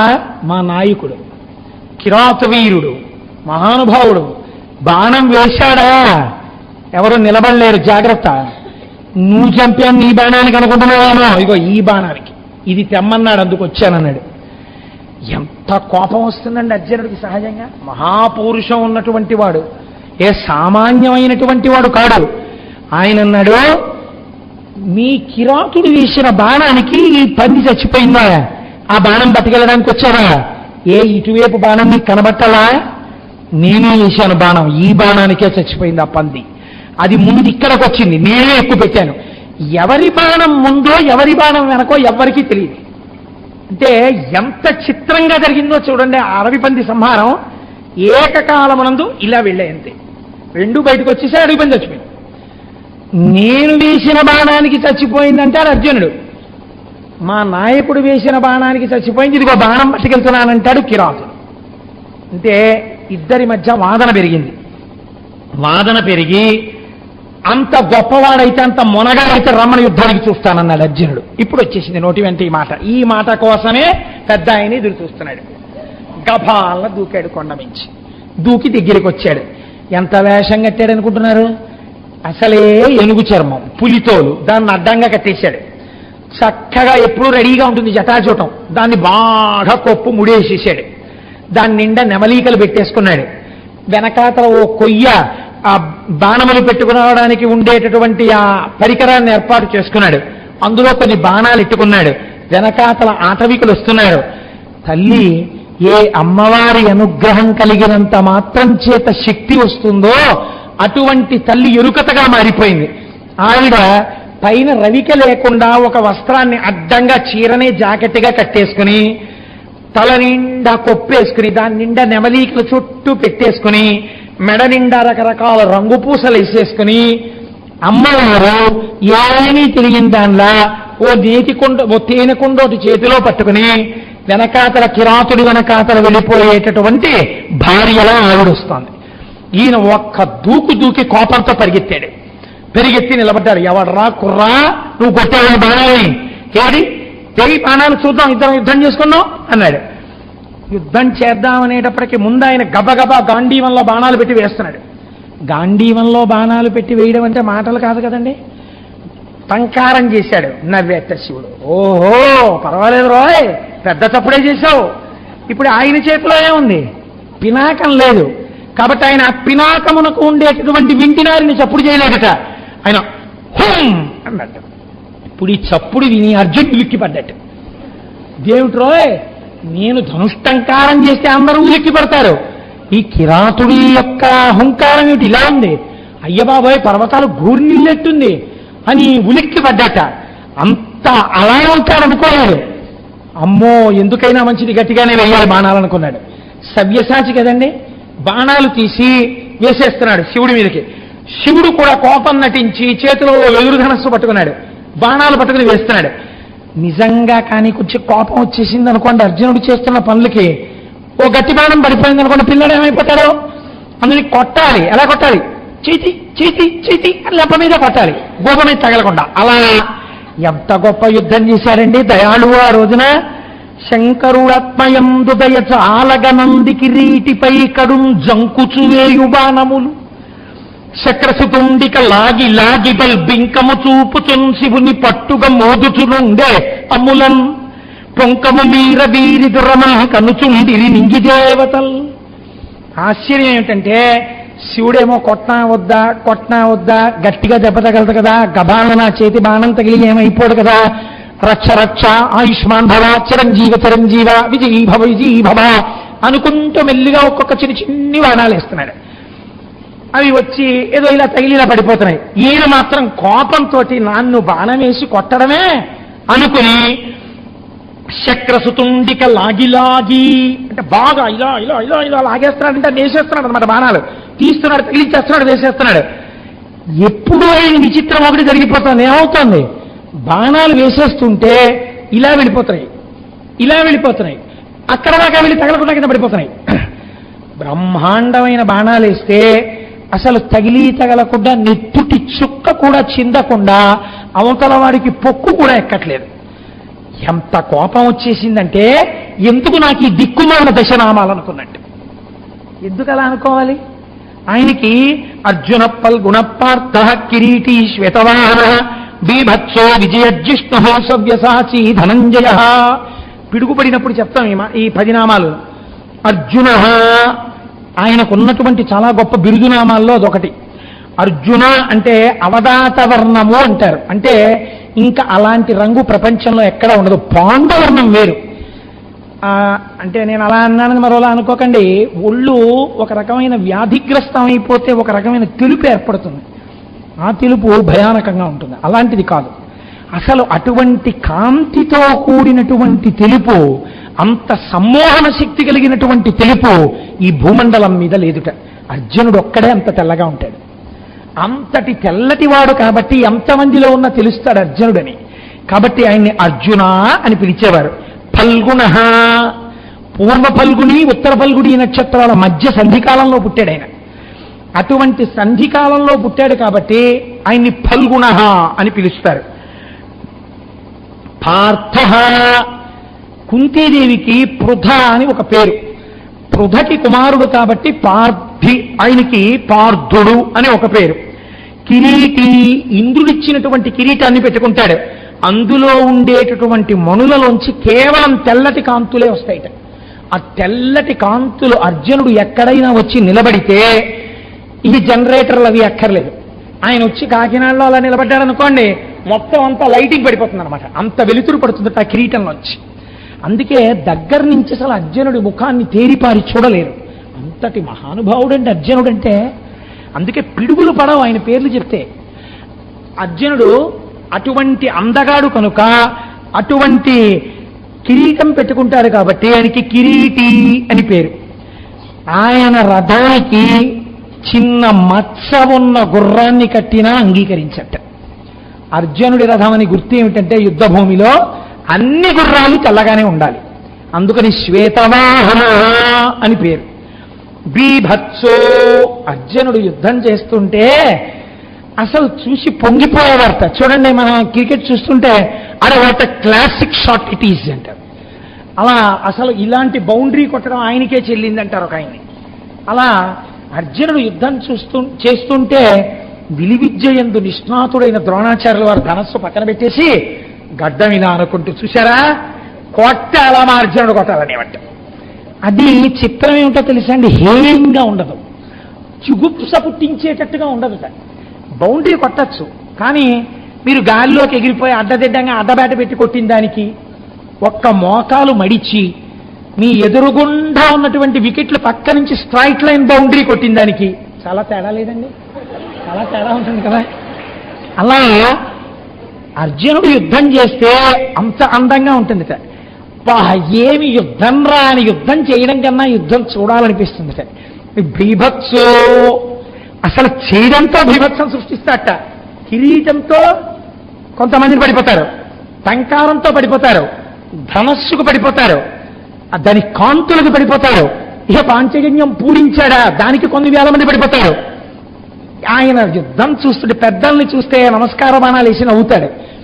యుద్ధం చెయ్యడానికి వెళ్ళి మాట్లాడాడా అలాగే ఉంటాయి ఆ మాటలు, పొడుచు చచ్చిపోవాలి అలా మాట్లాడతాడు దుర్యోధనుడితోటి. ఇన్నున్నవాడు కాబట్టి బీభత్సో విజయ. ఇప్పటి వరకు ఓటమంటే ఏమిటో తెలియదు, ఎప్పుడూ ధనస్సు చేతిలో పట్టుకుని ఓడిపోవడం అన్నది తెలియనటువంటి వాడు. జిష్ణు, ఇది ఆయన బిరుదు ఏమిటో తెలుసా అండి, ఒక చిత్రమైన బిరుదు, ఒక చిత్రమైన ప్రతిజ్ఞ చేశాడు అర్జునుడు. యుద్ధ భూమిలో నేను ఆయుధాన్ని పట్టుకొని ఉండగా, చేతిలో ధనస్సు ఉండగా, మా పెద్దన్నగారైన ధర్మరాజు శరీరములోని రక్త బిందువు పైకి వచ్చేటట్టు కానీ, ఆయన శరీరము మీద వ్రణమయ్యేటట్టు కానీ ఎవడైనా బాణం వేస్తే వాడు ఇంకా ఊపిరి తీయడు, వాడిని వెంటనే చంపేస్తాను. మా అన్నయ్య విషయంలో మాత్రం ఉపేక్ష లేదు. ఇంతటి ప్రతిజ్ఞ చేశాడు కనుకనే ధర్మరాజు మీద బాణం వెయ్యడం అంటే హడల్ అందరికీ. నెత్తుటి బిందువు కాని వ్రణము కాని ధర్మరాజుకి ఏర్పడితే వెంటనే చంపేస్తాడు అర్జునుడు. అందుకని జిష్ణుహౌ అని పేరు ఆయనకి. సవ్యసాచి, ఇలా ధనస్సు పట్టుకుని ఇలా బాణాలు తీసివేస్తాడు, ఇలా పట్టుకుని ఇలా తీసివేస్తాడు. రెండు చేతులతో రాసేవాడు ఉన్నాడు అనుకోండి ఎంత చిత్రంగా ఉంటుందో అలా ఉంటుంది అర్జునుడి యుద్ధం. ఇలా పట్టుకుని చేస్తుంటాడు అంతే వేగంతో.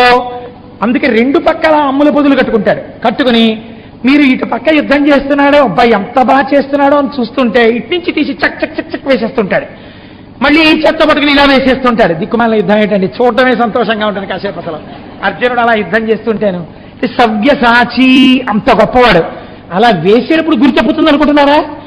ఇన్ని బాణాలు తీసి ఏకకాలమనందు వింటినారికి తగిలించి విడిచిపెడితే ఎవరెవరి వక్షస్థలాల్లో తాకాలనుకున్నాడో ఏకకాలమనందు వినిర్ముక్తమైన బాణాలు వాళ్ళ గుండెల మీద పడతాయి. అలా కొట్టగలిగినటువంటి నేర్పరి.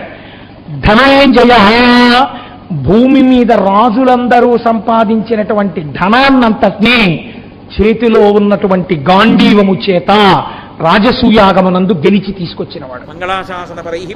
ఈ 10 నాణాలు ఎందుకు ఏడవనా అని ఏడ్చాడు. ఎందుకని ఇవాళ గాంధీవానికి తగిలించి విడిచిపెడుతుంటే ఎదురుగుండా ఉన్న కిరాతుడి మీద ఒక్క బాణం పట్టాలి. బాణాలు ఇలా పోతున్నాయి, అలా పోతున్నాయి, అలా పోతున్నాయి, ఇలా పోతున్నాయి, తప్పు కూడా ఎక్కట్లేదు. ఏమిటి నా విలువిద్య ఏమైపోయింది, ఎంత చిన్నతనం, ఇంటికి వెళ్ళి ఏమని చెప్పను, దీంతో ఏమి యుద్ధం చేయను, నిరుత్సాహపడిపోలేదుటండి. అది క్షాత్రం అంటే. బెంగ పెట్టేసుకోలేదుట. కోదండంబుల నిట్టులండరు జటాకోటీరముల్ కుక్షి వక్షోదేశంబుల నంసభాగముల సక్రోదంబునం వేయుచున్ రోదోంతంబుల నట్టహాసముల నార్పుల్ పిక్కటిల్లంగ బాహాదర్పంబున మల్లసంగరము చేయందొచ్చిరి రుద్రార్జనులు. ఆ చేతిలో ఉన్నటువంటి కోదండాలు తీసి కోదండం వేసి కొట్టుకున్నారు. ఇంకా బాణాలు పట్టలేదని కోపం వచ్చేసింది. ఆ తర్వాత కుక్షి వక్షోదేశంబుల పొట్టల మీద కొట్టుకున్నారు, గుండెల మీద కొట్టుకున్నారు. కొట్టనట్టు కొడుతున్నాడు శివుడు నవ్వుతూ.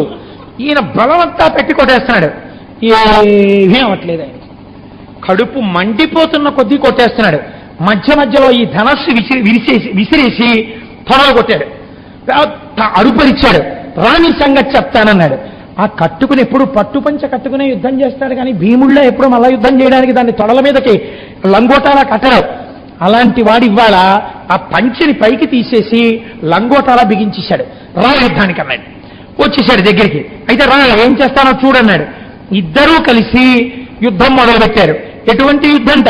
హరుడును పాండుసుతుండును కరణరుదుగ ముష్టి యుద్ధ కౌశలులై పల్ బిరుదొప్ప పోరుచుండిరి హరుసమ్మున చూచుచుండి రమరోచదరం. గట్టిగా వెళ్ళి శంకరుణ్ణి ఇలా సంకల కింద నుంచి కౌగిలించేసుకుని వెనక నుంచి గుద్ది ఆయన పడగొట్టి ఆయన మీదెక్కి కూర్చుని ఆ కంఠం మీద చేపెట్టేసి గెలిచేశారనుకుంటుంటే, తాతగారు పెద్ద మల్లయోధుడు అనుకోండి, మునిమనవాడు తాతగారిని ఓడించేశారనుకుంటే తాతగారి మీదకి ఎక్కేసి తాతగారిని గుద్దుతుంటే చిన్ని చిన్ని పిడికిళ్లతోటి పెద్ద నవ్వుతున్న తాతగారిలా ఏదో దెబ్బ తగిలేసి అబ్బా అబ్బా అంటుంటే తాతగారిని గుద్దేశానంటుంటాడు మనవడు. అలా కాసేపు శివుని అర్జునుడిని ఉత్సాహపరచడానికి ఓహ్ అంటున్నట్ట. ఏమనుకుంటున్నావు అని గుద్దుతున్నట్ట డొక్కలో. ఏం చేస్తానో చూడండి, ఒక్కసారి లేచి తన చేతితో ఇలా తోసేసి ఒక గుద్దు డొక్కలో గుద్దుతున్నట్టు. అది కూడా ఎలా? గట్టిగా గుద్దితే ఇంకేమైనా ఉందా? మిల్లిగా గుద్దుతున్నట్ట. ఏం చేతులు ఆ చేతులు? ప్రాతస్మరామి పరమేశ్వర బాహుదండాన్ ఖట్వాంగశూల హరినాహ పినాకయుక్తాన్ గౌరీ కపోలకు చరంజిత పత్ర రేఖాన్ సౌవర్ణ కంకణ మణిద్యుతి భాసమానాం. ఏ చెయ్యి అభయం ఇస్తుందో, ఏ శరీరాన్ని ఎవ్వరూ తాకరో అప్రాకృత శరీరం తం అతినందరూపిణం భూతరేతి గలేభూతం సచిదానంద విగ్రహం మంది లింగపురాణం. తెల్లగా పేరుకున్న నెయ్యిలా ఉంటుందో ఆ శరీరమును ఎవ్వరూ చెనకలేరో అటువంటి శరీరాన్ని కౌగిలించుకుంటున్నాడు, గుద్దుతున్నాడు, మీద పడిపోతున్నాడు, తొక్కుతున్నాడు, మీదేసుకుంటున్నాడు, ఆయన్ని పట్టుకుంటున్నాడు. సృష్టిలో ఇప్పటి వరకు ఇలా ఎక్కడా జరగలేదు. అలా ఆయన ఒంటికున్న విభూతంతా ఈయన కంటిపోయింది. ఈయన సర్వాంగములను తాకేశాడు. ఏమిటి అసలు కోరిక? ఈ శరీరం రేపు కురుక్షేత్రంలో అప్రమేయంగా నిలబడాలి కాబట్టి అవయవాలన్నీ కౌగిలించేసుకున్నాడు. మల్ల యుద్ధం పేరుతో బాగా తిప్పి తోసవతల పారేశాడు. పడిపోయి పిల్లలు చూడండి కోపం వచ్చేస్తే ఇలా ముక్కు పెట్టేసినట్టు గబగబా వచ్చి తండ్రి తల్లి తాత అని కూడా చూడకుండా గబాలను కొట్టేసి నన్ను అనొచ్చా మీరు అని ఉక్రోషానికి పోతారు. అలా వెళ్ళిపోయి పరిగెత్తుకుంటూ పక్కన పడిపోయిన గాంధీవం తీసుకుని పరిగెత్తుకుంటూ వచ్చేసి అలా నిలబడినటువంటి శంకరుడికి ఇంకా దగ్గరికి వెళ్తే పట్టుకుని గట్టిగా నొక్కేస్తున్నాడని కోపం వచ్చేసి దూరం నుంచి ఆ గాంధీవం ఎత్తి శంకరుడి జుటాజూటం మీద ఒక్క ప్రహారం కొట్టేటప్పటికి ఏమి మొనగాడివిరా, ఎంత పౌరుషం రా నీకు అనుకున్నట్ట శంకరుడు. అంతే చాలి యుద్ధం అనుకున్నట్ట. చంద్రోద్భాసిత శేఖరే స్మరహరే గంగాధర శంకరే సర్పైర్భూషిత కంఠకర్ణ వివరే నేత్రోద్ధవైశ్వానరే దంతిత్వకృత సుందరాంబరధరే త్రైలోక్య సారేహరే అని మహానుభావుడు ఆ చంద్రవంకతో పట్టుపుట్టంతో వామార్ధ భాగమునందు పార్వతీదేవితో ఎదురుగుండా నిలబడ్డాడు. కొట్టి మళ్లీ కొడదామని గాంధీవం ఎత్తబోయాడు. ఎదురుగుండా అర్ధనారీశ్వర స్వరూపంతో పార్వతీ పరమేశ్వరులు కనపడ్డారు. గబగబా నేల మీద పాదముల మీద పడిపోయాడు. శంకర, ఇంత కృప నా మీద, నా చేతి దెబ్బలు తిన్నావా, నాతో మల్ల యుద్ధం చేశావా తండ్రి అన్నాడు. శ్రీకంఠలోకేశలోకోద్భవస్థాన సంహారహారి మురారి ప్రియా చంద్రధారి మహేంద్రాది బృందారకానంద సందోహ సందాయి పుణ్యస్వరూప వినూపాక్ష దక్షాధ్వరధ్వంసకాదేవ నీదైన తత్వంబు భావించి బుద్ధి ప్రధానంబు కర్మంబు విజ్ఞానం అధ్యాత్మ యోగంబు సర్వక్రియాకారణం పంచునానా ప్రకారంబులన్ బుద్ధిమంతులు విచారించుచున్ నిన్ను భావేతు ఈశాన సర్వేశ్వర సర్వసర్వత్ర సర్వాత్మక నిర్వికల్ప ప్రభావ భవానీపతి నీవు లోకత్రయీవర్తనంబుల్ మహారాజు కాతాగ్ని సోమార్క తోయంబులం చేసి సంసార చక్రిక్రియాయంత్ర వాహోదవై దేవాదిదేవ మునిస్తోత్రతోత్ర దత్తావధానాలపేక్షణోగ్ని భస్మీకృతానంగ భస్మానులిప్తాంగ గంగాధర నీ ప్రసాదంబులం సర్వగీర్వాణ గంధర్వులన్ సిద్ధ సద్యోగేంద్ర మహేంద్రాదులన్ శాశ్వతైశ్వర్య సంప్రాప్తులైరేశ్వర విశ్వకర్త సురాభ్యర్చిత నా అభ్యర్థిదంపుల్ ప్రసాదంబులం కరుణమాయమ్ము ఓ శంకర పాహిమా పాహిమా నమస్తే నమస్తే నమస్తే నమస్తే నమః అంటూ ఆయన పాదాల మీద పడిపోయాడు. ననయభట్టారకుడు ఆంధ్ర భారతంలో అరణ్యపర్వంలో చేసినటువంటి దండకం. పడిపోతే శంకరుడు చూసి అన్నట్ట, వగవకు పింతయే నృపవల్లభ నీకు నీతకు ధైర్యమారయం నిగరపు శోభనం బిటులనేనొనరించితి నీ ప్రహారముల్ తగుగతి అచ్చవోలనెడదం తలపోసితి నీదు తప్పు సుంతగు పడందిక కోరమురయమ్మున నీదు మనోరథమ్ములన్. అర్జున ఎందుకంత బాధపడతావు నన్ను కొట్టానని? అలా అనుకోకు. నువ్వు కొట్టినప్పుడల్లా, గుద్దినప్పుడల్లా, తోసినప్పుడల్లా నీవు నాకు చేసిన పూజగా నేను దాన్ని స్వీకరించాను, నీకేం కావాలో అడిగిచ్చేస్తానన్నాడు. అంటే అర్జునుడు అన్నాడు ఏమడగాలో మర్చిపోయాడు. మర్చిపోయి శంకరుణ్ణి చూసి కన్నులంబట నీరు కారిపోతూ ఇంతటి పరాక్రమవంతుడన్నాడు, భక్తవల్లభుడవగు నీ భావములకు కంపరునే నాదు అనుచిత కార్యమభవ ఇకలో నీ కృపాళిత్తమంతయాని వర్ణలేనగుంకాదవరదనాకు. ఈశ్వర, కంటి ఎదుట కనపడుతోందా? పరాత్పరుడవా, ఇన్ని లోకములకు జగద్భర్తవా, ఉమానాథుడివా, ఇటువంటి తండ్రిని నీ పాదములు ముట్టిన వారు లేరా? అజ్ఞానినై తండ్రి నీ మీద బాణాలు వేశానా? మల్ల యుద్ధాన్ని నిన్ను చెనకానా, గుద్దానా, నీ మీద కూర్చున్నానా? అంత పవిత్రమైన డొక్కల్లో పొడిచానా? కాళ్లతో తొక్కానా? ధనస్సు ఎత్తి జటాజూటంలో కొట్టానా? దాన్ని పూజ అన్నావా తండ్రి? నీ కారుణ్యాన్ని ఏ మాటలు పెట్టి వర్ణించనయ్యా? నీ వర్ణించలేని మహాప్రభు, నాకేం కావాలి? కారుణ్యంతో నా గుండె నిండిపోయిందని పడిపోయాడు. శంకరుడు అన్నాడు, నువ్వు పాశుపతం అడగడానికి వచ్చావు, నీకు పాశుపతాస్త్రాన్ని ఇస్తున్నాను. ఎదురు ఏది నీ పాండవులు గెలిచి తీరుతారు రాబోయే కురుక్షేత్ర యుద్ధంలో. విజయీ భవ. నేను అనుగ్రహిస్తున్నా. దీనితో పాటుగా శివలీలగా ఈ కిరాతార్జునీయాన్ని ఎక్కడ ఎవరు చెప్పుకున్నా, ఎవరు విన్నా, ఇది చదువుకుని బయలుదేరితే ఇందులో చెప్పినటువంటి శ్రీకంఠలో కేశలోకోద్భవస్థాన సంహార హరి మురారి ప్రియ ఈ దండకాన్ని చదువుకుని బయలుదేరిన, విన్న, ఈ ఆఖ్యానాన్ని విని నమస్కరించిన అటువంటి వారికి జటిలమైన సమస్యలు తీరి కార్యసిద్ధి కలుగుగాక. నీకు ఎలా విజయం కలుగుతోందో విన్నవారికి కూడా అటువంటి విజయము కలుగుగాక అని శంకరుడు ఆ రోజున ఆశీర్వచనం చేసి అర్జునుడిని పంపించాడు. ఆ పాశుపతాస్త్రాన్ని పొంది పాండవుల దగ్గరికి వస్తే ధర్మరాజాదులు పొంగిపోయారు. శంకరుడి కృపయే కృప. తపస్సు చేయడం ఒకెత్తు, ఆ శంకరుడు ఎంతటి దయాళు. అందుకే కృష్ణ పరమాత్మ వ్యాస భగవానుడు శంకరానుగ్రహాన్ని పొందమని చెప్పారని పరవశించి అర్జునుడిని కౌగలించుకొని, శంకరుణ్ణి తాకిన శరీరం రానిదని ఆయన్ని కౌగలించుకొని మురిసిపోయారట. అంత పరమ పవిత్రమైన కిరాతార్జునీయం నిజంగా భగవంతుడు భక్తుడికంత లొంగిపోయింది. ముక్కు మీద వేలేసుకుని వినేదే కదండి. నేను అబద్ధం చెప్పానా నిన్న రేపు ఇటువంటి చెప్తానని? కనుక అంత పరమ పవిత్రమైన కిరాతార్జునీయాన్ని ఇవాళ ఈశ్వరుడు చెప్పించి మిమ్మల్ని నన్ను కూడా కృతార్థుల్ని చేశాడు. రేపటి రోజున బయట ప్రసంగం జరిగేటట్టుగా భగవంతుడు అనుగ్రహించుగాక. మంగళాశాసనపరై పదాచార్య పురోగమై సర్వై సపూర్వైరాచార్యై సత్కృతాయాస్తు మంగళం. మంగళం కోసలేంద్రాయ మహనీయ గుణాత్మనే చక్రవర్తి తనూజాయ సర్వభౌమాయ మంగళం. ఉమాకాంతాయ కాంతాయ కామితార్థప్రదాయినే శ్రీగిరీశాయ దేవాయ మలినాథాయ మంగళం. కరచరణ కృతం వా కర్మ వాక్కాజం వా శ్రవణనైనజం వా మానసం వాపరాధం విహితమవిహితం వా సర్వమేత్తక్షమస్వ. శివ శివ కరుణాబ్ధే శ్రీ మహాదేవ శంభో. సర్వం శ్రీ ఉమామహేశ్వర బ్రహ్మార్పణమస్తు. స్వస్తి.